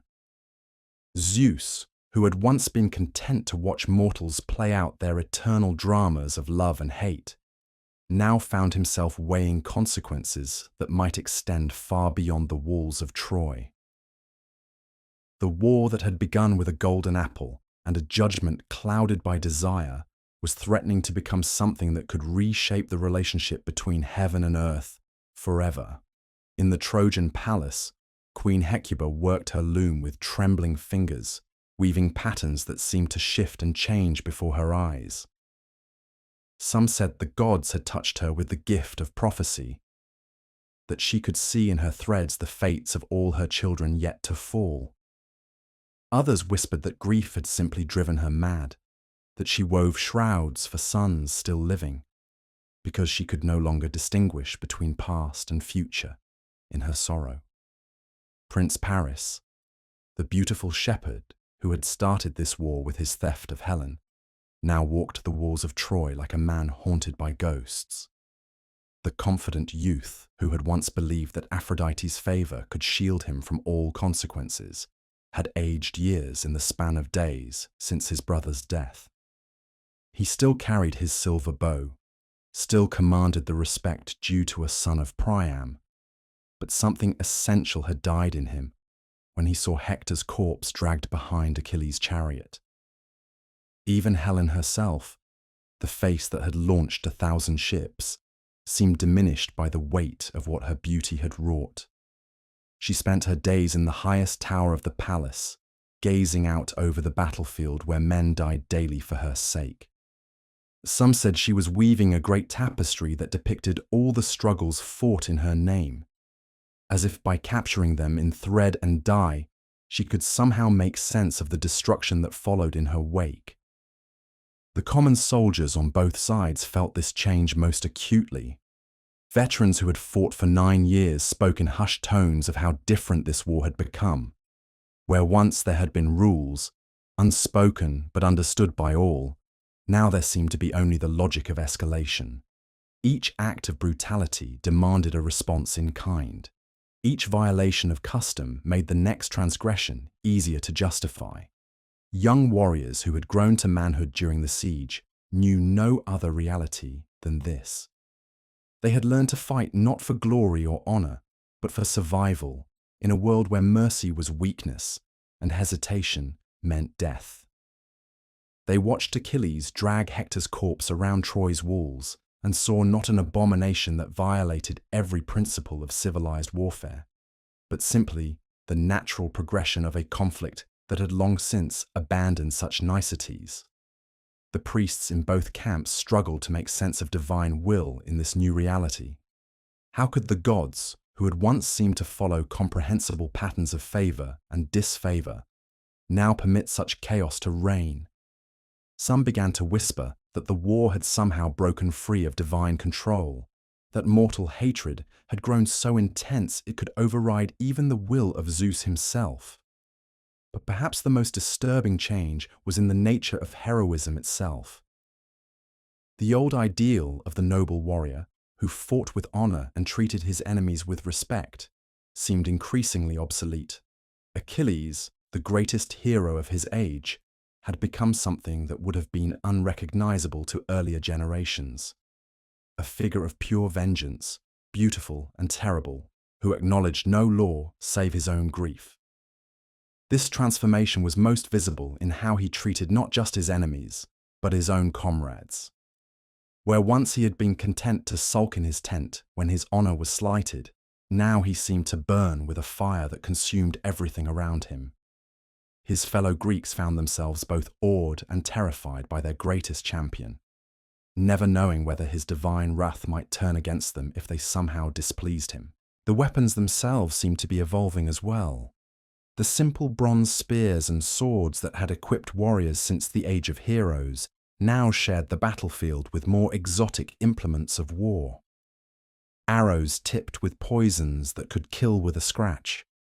Chariots fitted with scythed wheels that could mow down infantry like wheat.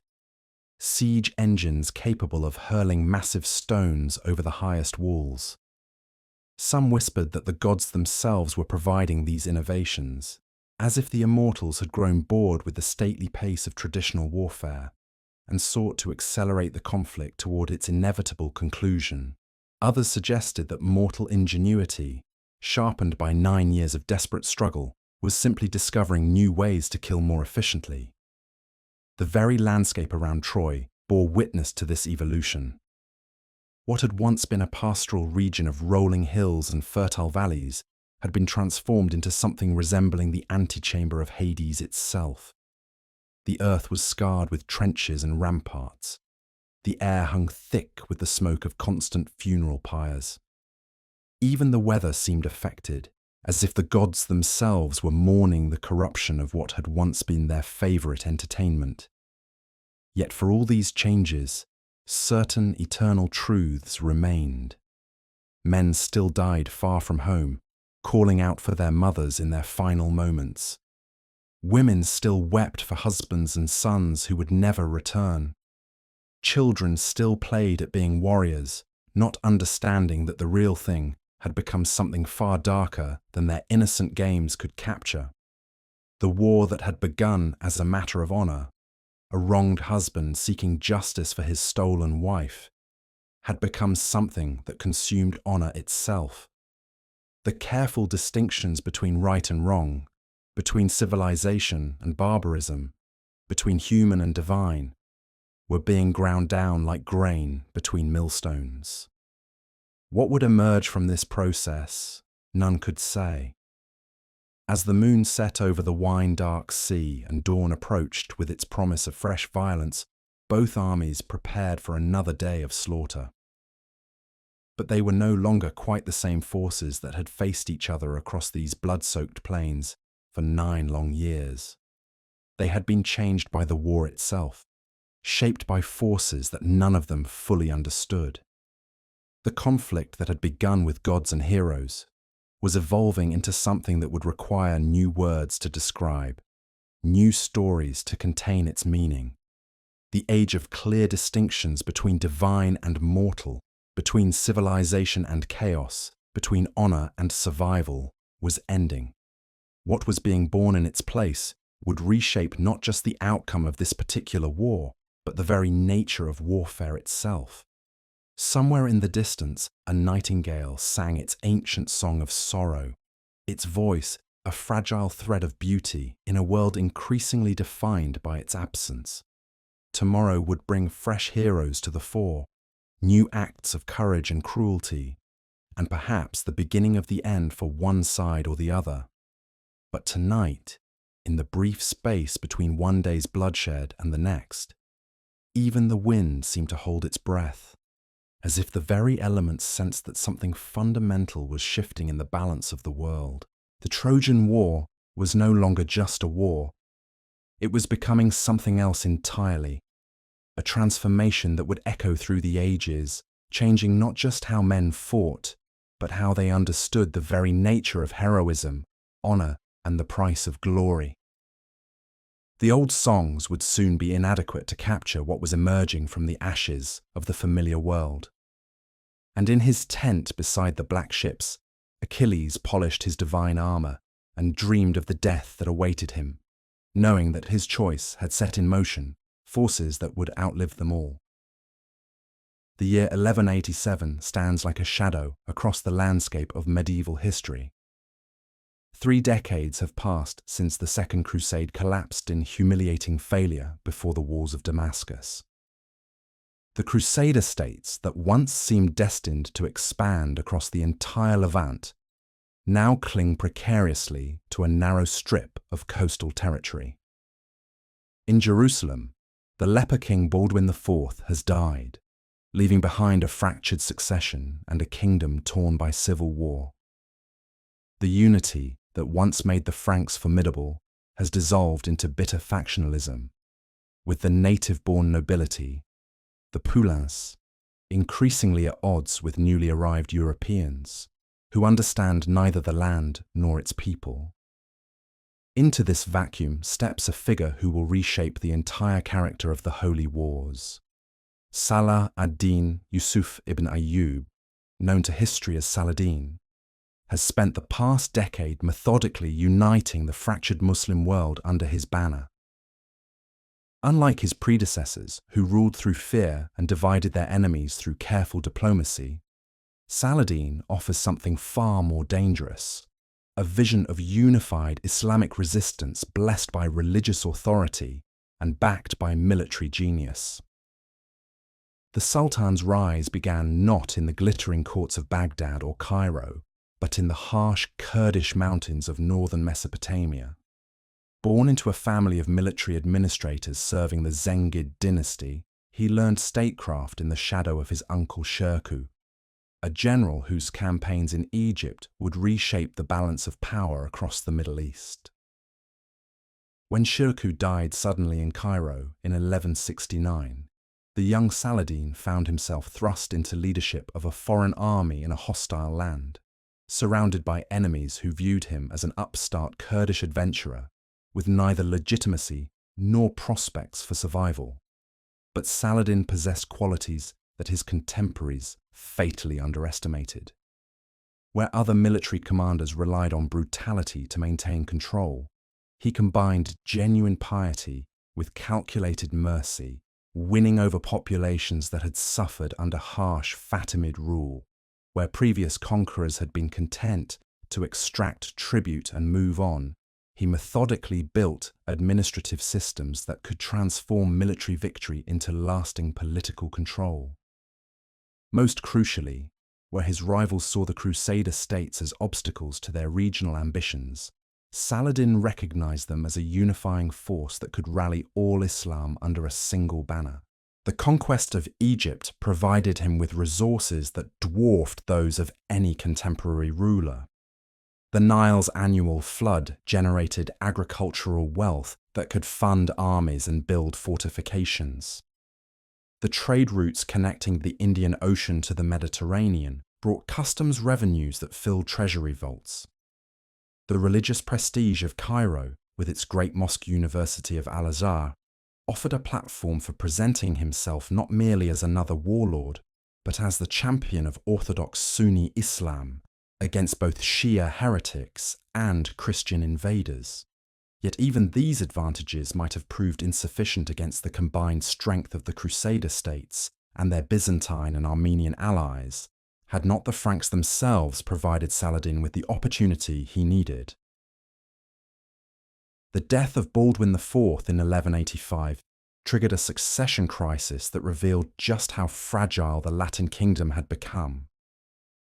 The crown passed to his nephew, the child Baldwin V, under the regency of Raymond of Tripoli, a statesman who understood that survival required accommodation with Muslim neighbours.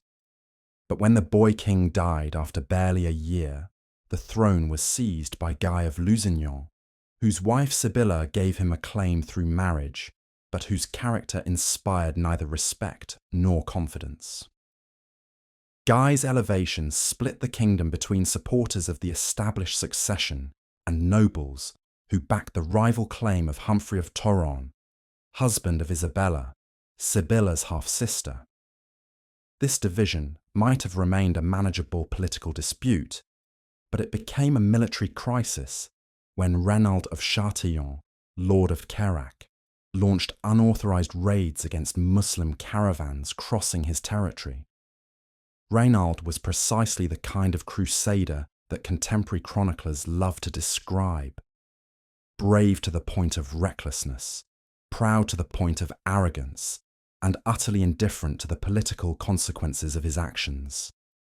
His attacks on Muslim merchants and pilgrims provided Saladin with the perfect justification for war. Islamic law demanded that rulers protect believers travelling under safe conduct, and Reynald's violations of truces made him not merely an enemy, but an oath-breaker whose actions dishonoured the very concept of negotiated agreements. When diplomatic protests failed to secure either compensation for losses or guarantees against future attacks, Saladin declared jihad against the Crusader states, calling upon all Muslims to unite in a holy war that would cleanse the land of infidel occupation.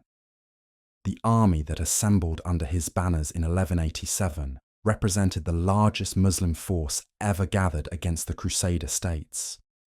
Contingents arrived from Egypt, Syria, Mesopotamia, and beyond, drawn by the promise of religious merit and material reward.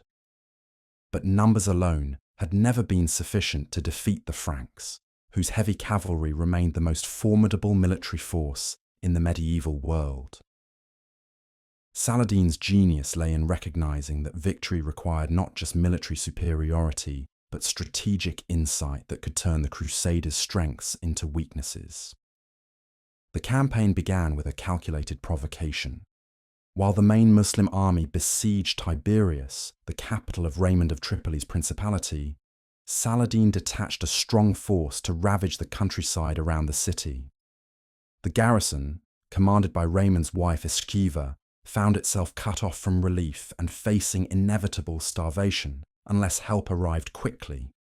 The situation created exactly the dilemma that Saladin had intended. The Crusader army must either march to relieve Tiberias, abandoning its defensive positions for a risky advance across hostile territory, or watch one of their major fortresses fall without offering resistance.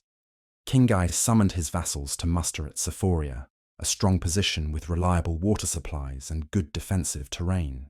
Here the Christian army could wait for Saladin to attack prepared positions, forcing the Muslims to assault uphill against heavy cavalry supported by infantry and crossbowmen.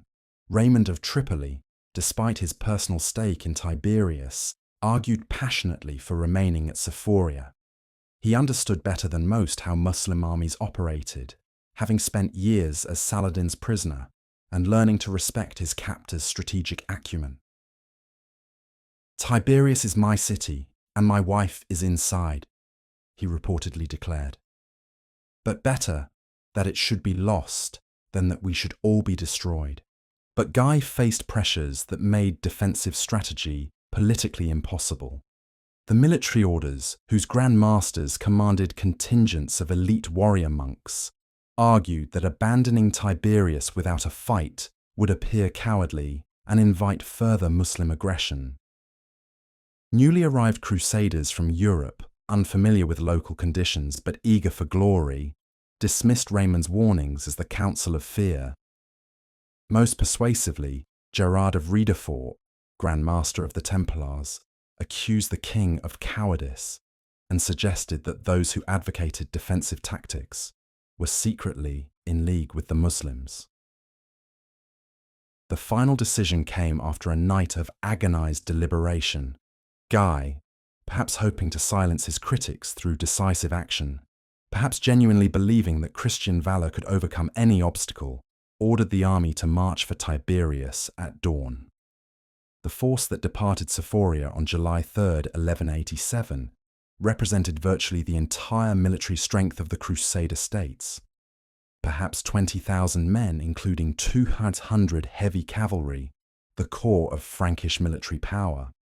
It was the largest Christian army ever assembled in the Holy Land, but it was also the last army the kingdom could field.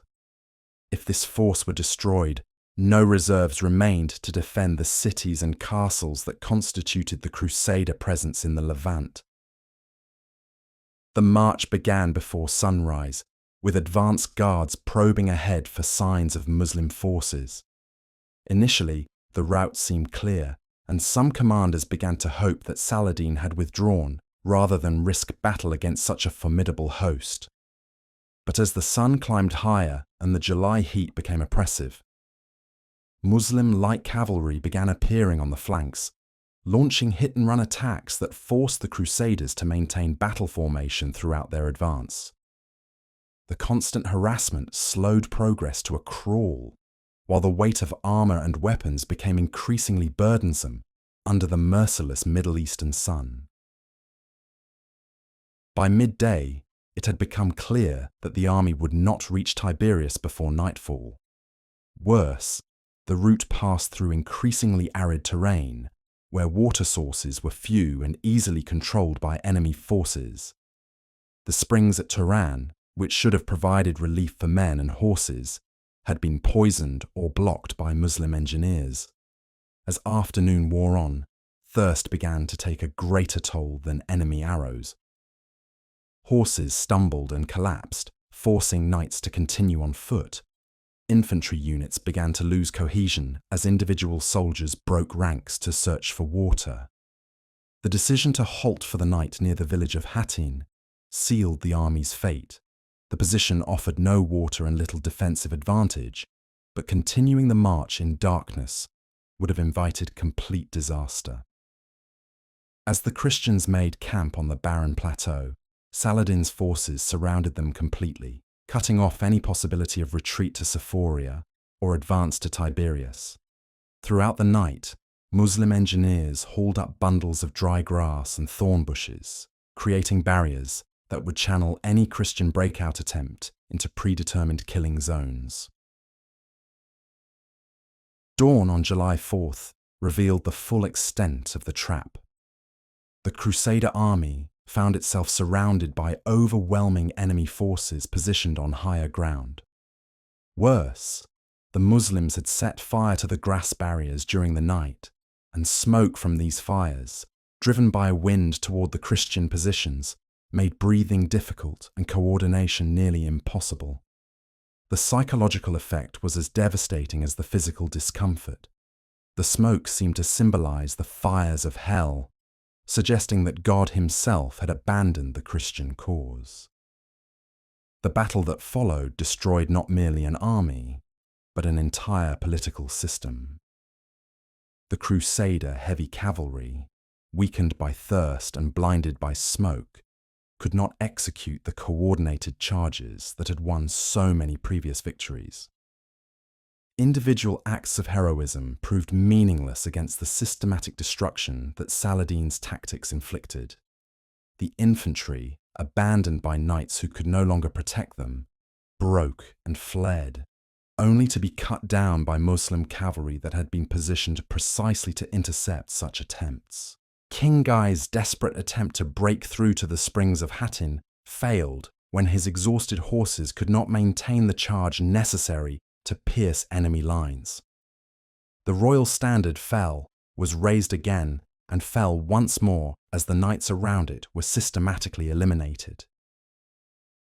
By noon, organized resistance had collapsed entirely. The survivors found themselves prisoners of an enemy who had achieved victory through superior strategy rather than mere force of numbers. The capture of the True Cross, the most sacred relic in the Crusader states, symbolized the completeness of the disaster. This fragment of wood, believed to be from the cross on which Christ was crucified, had accompanied Crusader armies into battle for nearly a century, serving as both spiritual inspiration and political symbol of Christian presence in the Holy Land. Its loss suggested that God had withdrawn his protection from the Frankish settlers, leaving them defenseless against righteous Muslim anger. Saladin's treatment of his prisoners revealed the careful calculation behind his apparent magnanimity. Common soldiers and poor knights were sold into slavery, providing immediate profit and removing potential resistance fighters from circulation. Wealthy nobles were held for ransom, their freedom contingent on payments that would drain Crusader treasuries and prevent the financing of future military efforts. The military orders, whose members had taken vows that prevented them from being ransomed, were executed en masse as dangerous enemies who could never be safely released. King Guy himself presented a special problem. Islamic law prohibited the execution of rulers who had been offered food and drink after capture, and Saladin carefully observed this prohibition by personally offering the king water. But Guy's continued existence as a legitimate Christian ruler could provide a rallying point for future resistance. So Saladin kept him in honorable captivity while methodically destroying the kingdom he claimed to rule. The systematic reduction of Crusader fortifications began immediately after Hattendot's cities and castles that had seemed impregnable when defended by adequate garrisons found themselves untenable when no relief forces existed to break sieges. Acre, the kingdom's principal port, surrendered after a brief siege when its defenders realized that no help would come.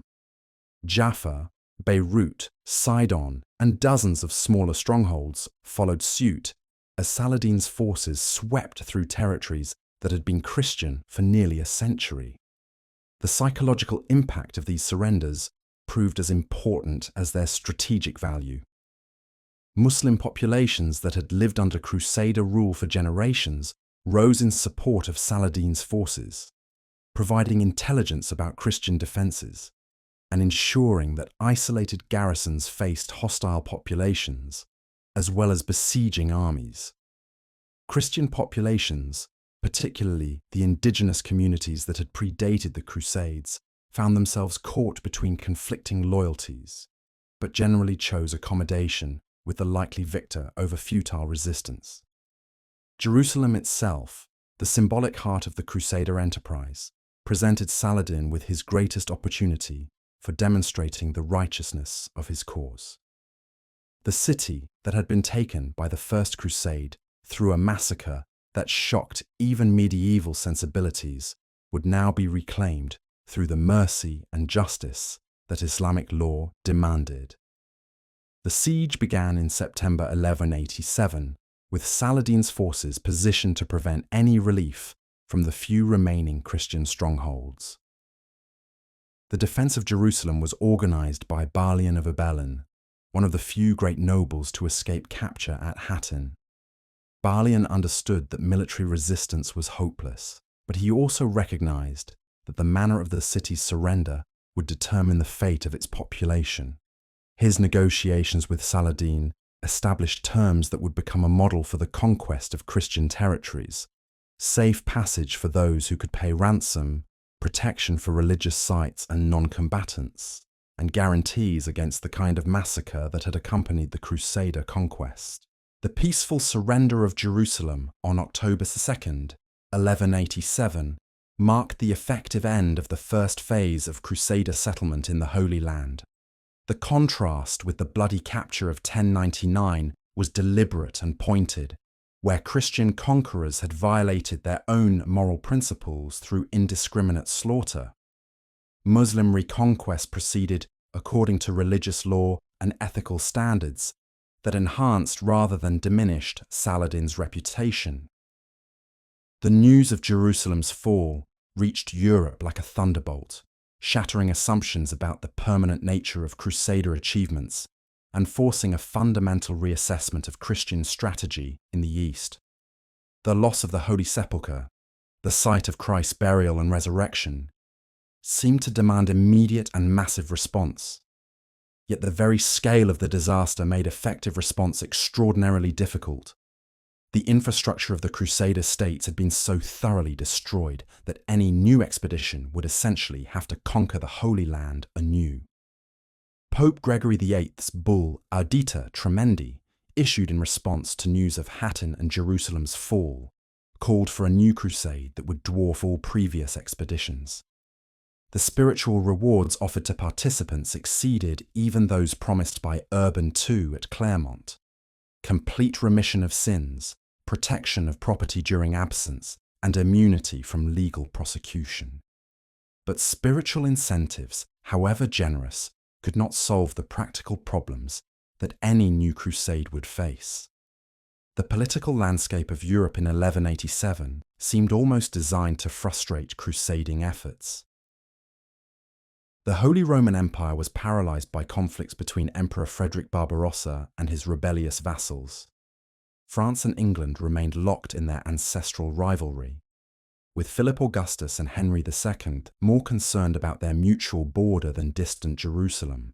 The papacy itself was weakened by ongoing disputes with temporal rulers over investiture and taxation rights.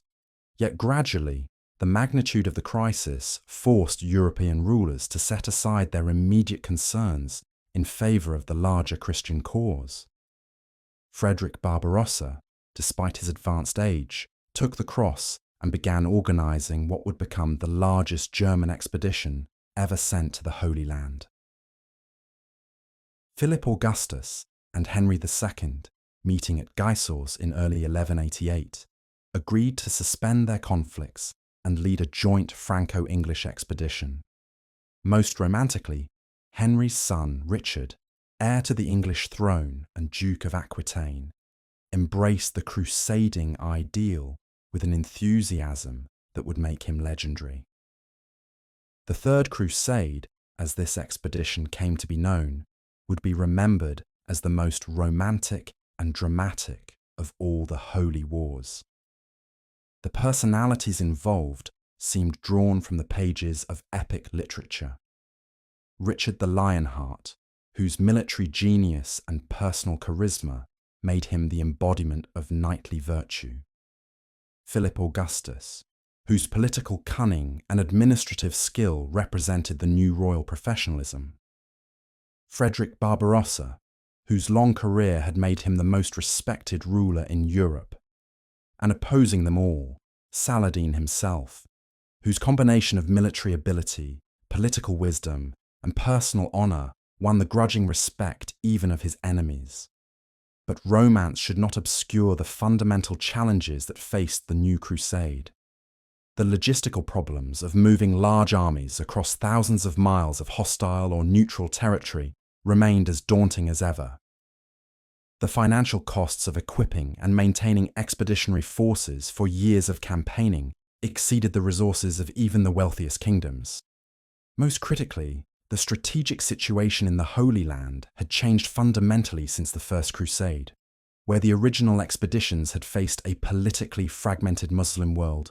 The Third Crusade confronted a unified Islamic empire under competent leadership. The German expedition, departing first in May 1189, initially seemed to vindicate optimistic predictions about crusading success. Frederick's army, numbering perhaps 15,000 men, represented the largest and best organized force the empire had ever sent eastward. The emperor's careful preparations, including detailed negotiations with Byzantine and Hungarian authorities for safe passage, suggested that the disasters which had befallen previous expeditions could be avoided through proper planning. The march through Hungary and the Balkans proceeded smoothly, with local populations generally cooperative and supplies readily available through advance arrangements. Even the traditionally difficult passage through Byzantine territory was accomplished without serious incident, though relations with Emperor Isaac Angelus remained tense throughout. Frederick's diplomatic skill, honed through decades of dealing with recalcitrant vassals and rival rulers, proved invaluable in navigating the complex political situations that arose at every border crossing. The entry into Asia Minor marked the beginning of serious military operations. The Seljuk Sultanate of Rum, while nominally subject to Saladin's authority, maintained effective independence under Sultan Kailij Arslan II. The Sultan's strategy was to avoid pitched battles while harassing the Crusader army through constant skirmishing, hoping to weaken the expedition through attrition rather than risk his forces in decisive engagements. This approach initially proved effective. The German army, strung out along the narrow roads that crossed the Anatolian plateau, found itself under constant attack from Turkish horse archers who could strike quickly and withdraw before the heavy cavalry could respond. Water sources were poisoned or blocked, forcing long detours that exhausted men and animals. Supplies became increasingly difficult to obtain as local populations fled or were evacuated by Turkish authorities. The Battle of Iconium in May 1190 demonstrated both the potential and the limitations of the German expedition. Frederick's tactical skill enabled his forces to storm the Seljuk capital and scatter the Sultan's army, proving that Crusader military methods remained effective when properly applied. But the victory also revealed the costs of campaigning in hostile territory. The army had been reduced by perhaps a third through casualties, disease, and desertion, while the remaining forces were increasingly difficult to supply and control. It was in this context that disaster struck.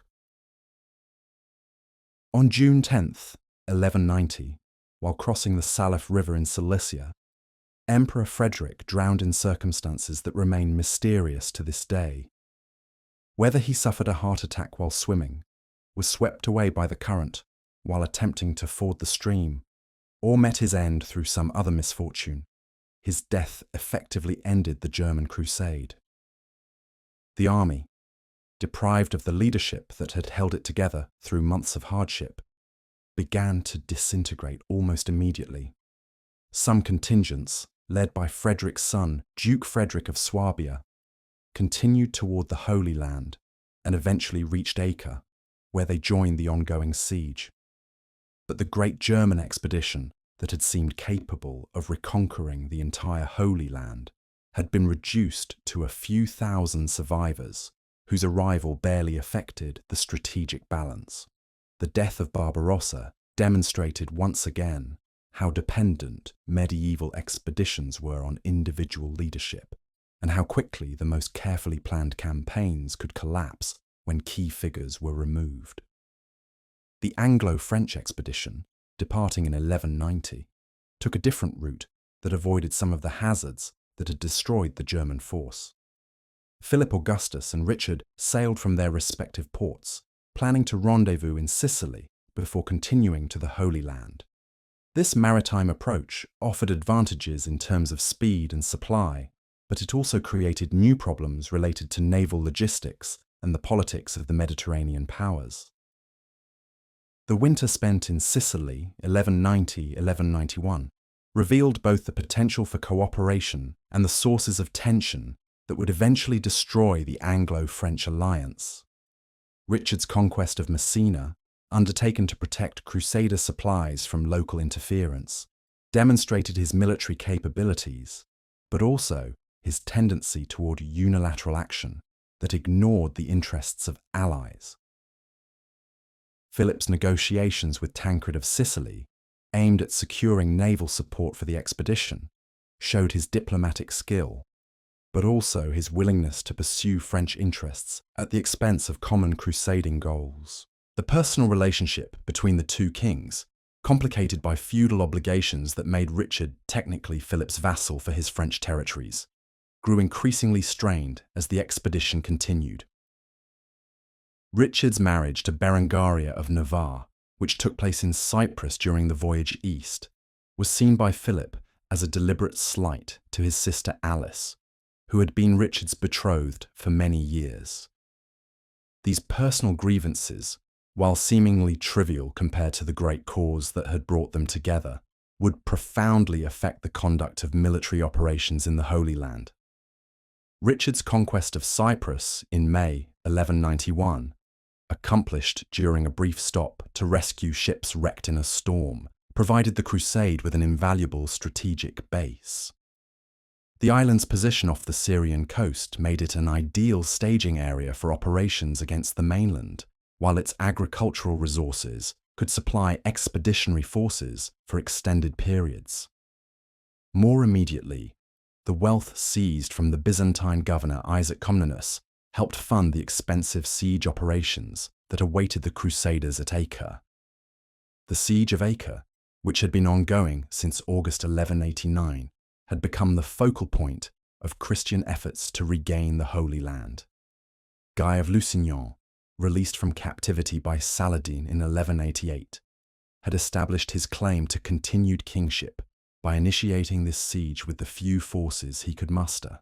The arrival of European reinforcements had gradually transformed what began as a desperate gesture into a serious military operation, but the city's strong fortifications and Saladin's regular attempts to relieve the garrison had prevented any decisive progress. The siege had evolved into a double blockade, with the Crusaders surrounding Acre, while Saladin's forces surrounded the Crusaders. This complex situation created opportunities for neither side to achieve decisive victory through conventional means. The Christians could not take the city by storm, while the Muslims could not raise the siege without fighting through prepared positions that negated their advantages in mobility and archery. The result was a grinding war of attrition that consumed resources and lives while producing no clear strategic advantage for either side. The arrival of Philip Augustus in April 1191, followed by Richard in June, finally provided the siege with the leadership and resources necessary for success.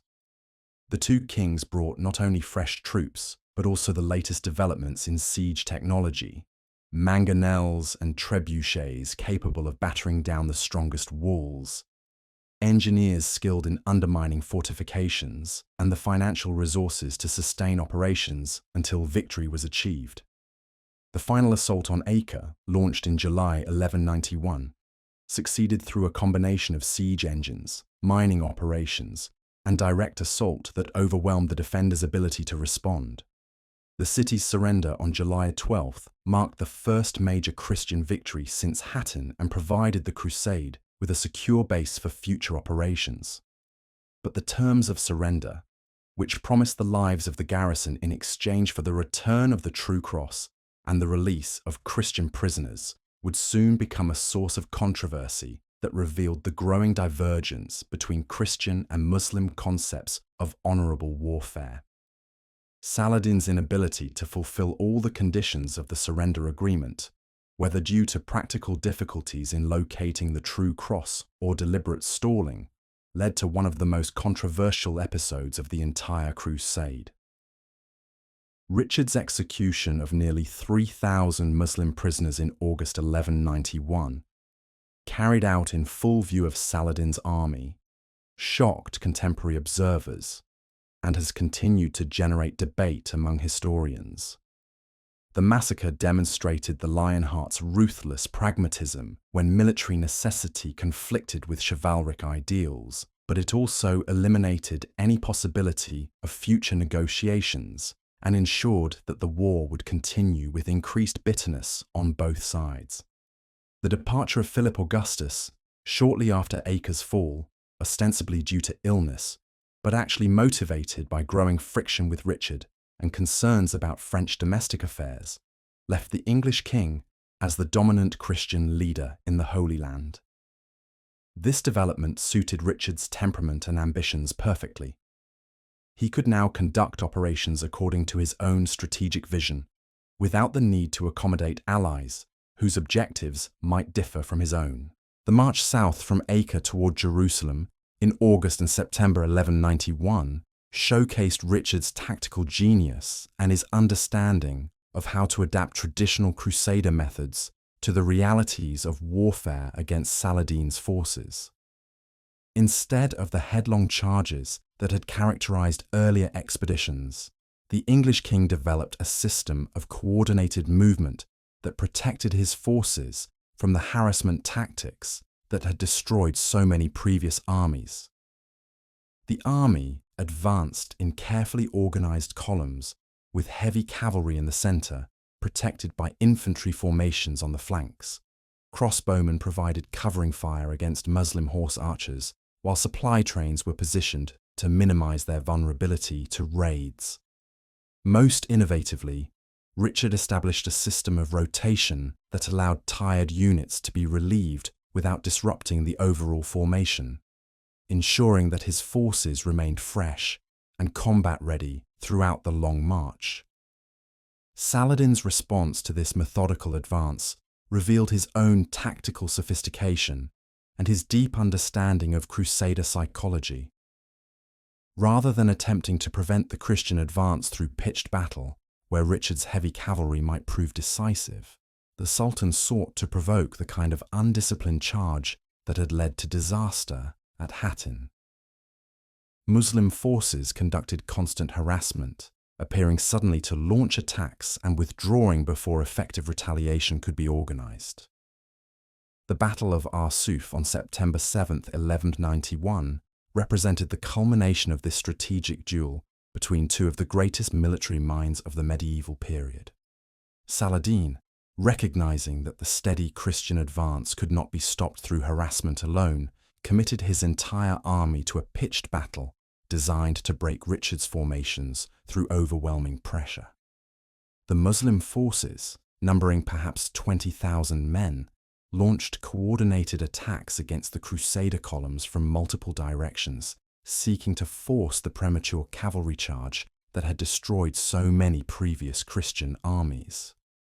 Richard's response demonstrated why he was considered the finest military tactician of his generation.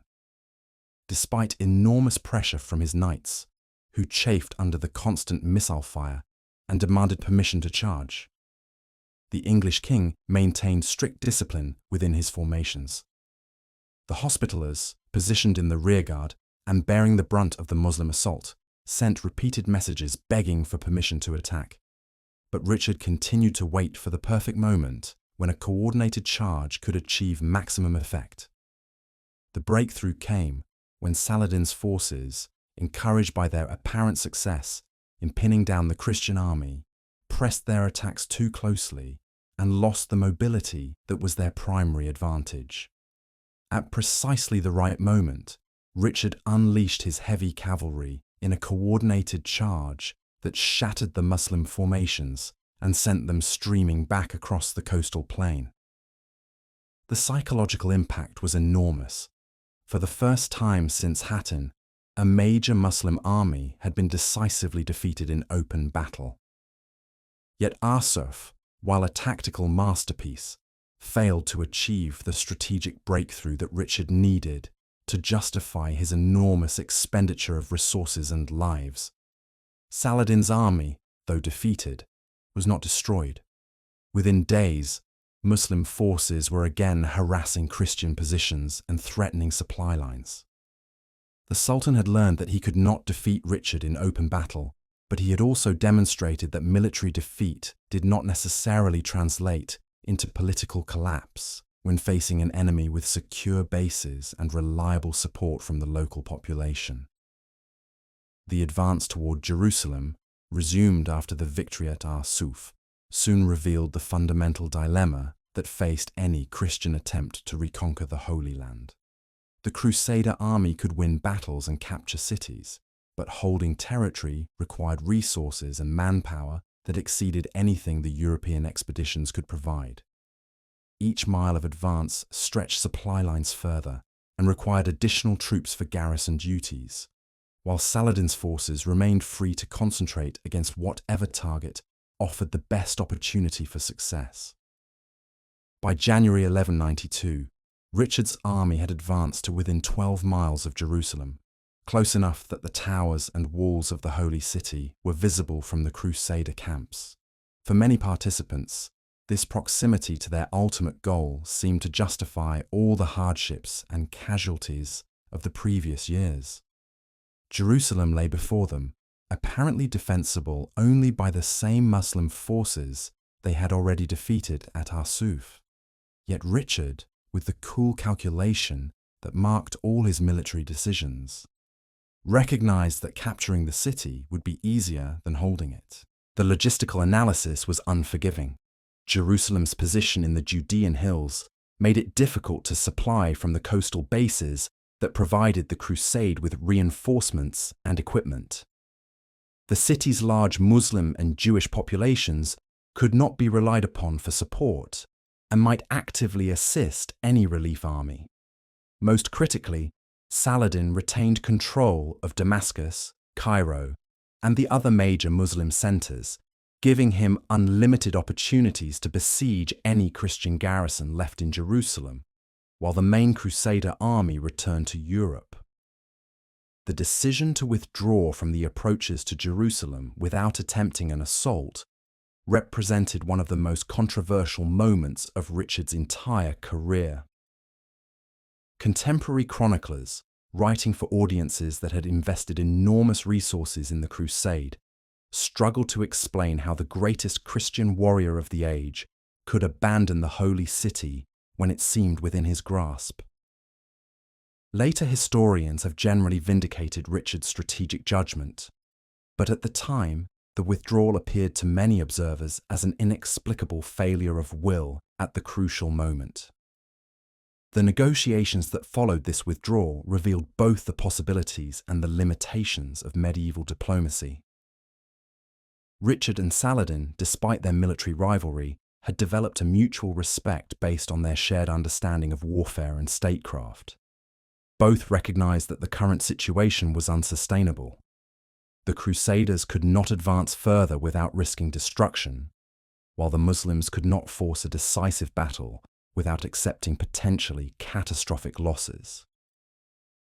The personal diplomacy between the two leaders, conducted largely through Richard's negotiations with Saladin's brother al-Adil, explored possibilities that went far beyond simple military truces. Richard's proposal that his sister Joanna marry al-Adil and rule Jerusalem jointly represented an extraordinarily creative attempt to resolve the fundamental religious conflict through dynastic alliance. Though ultimately rejected due to religious objections on both sides, the proposal demonstrated the sophisticated political thinking that both leaders brought to their seemingly intractable conflict. The final phase of the Third Crusade, extending through 1192, consisted of a series of military operations that achieve.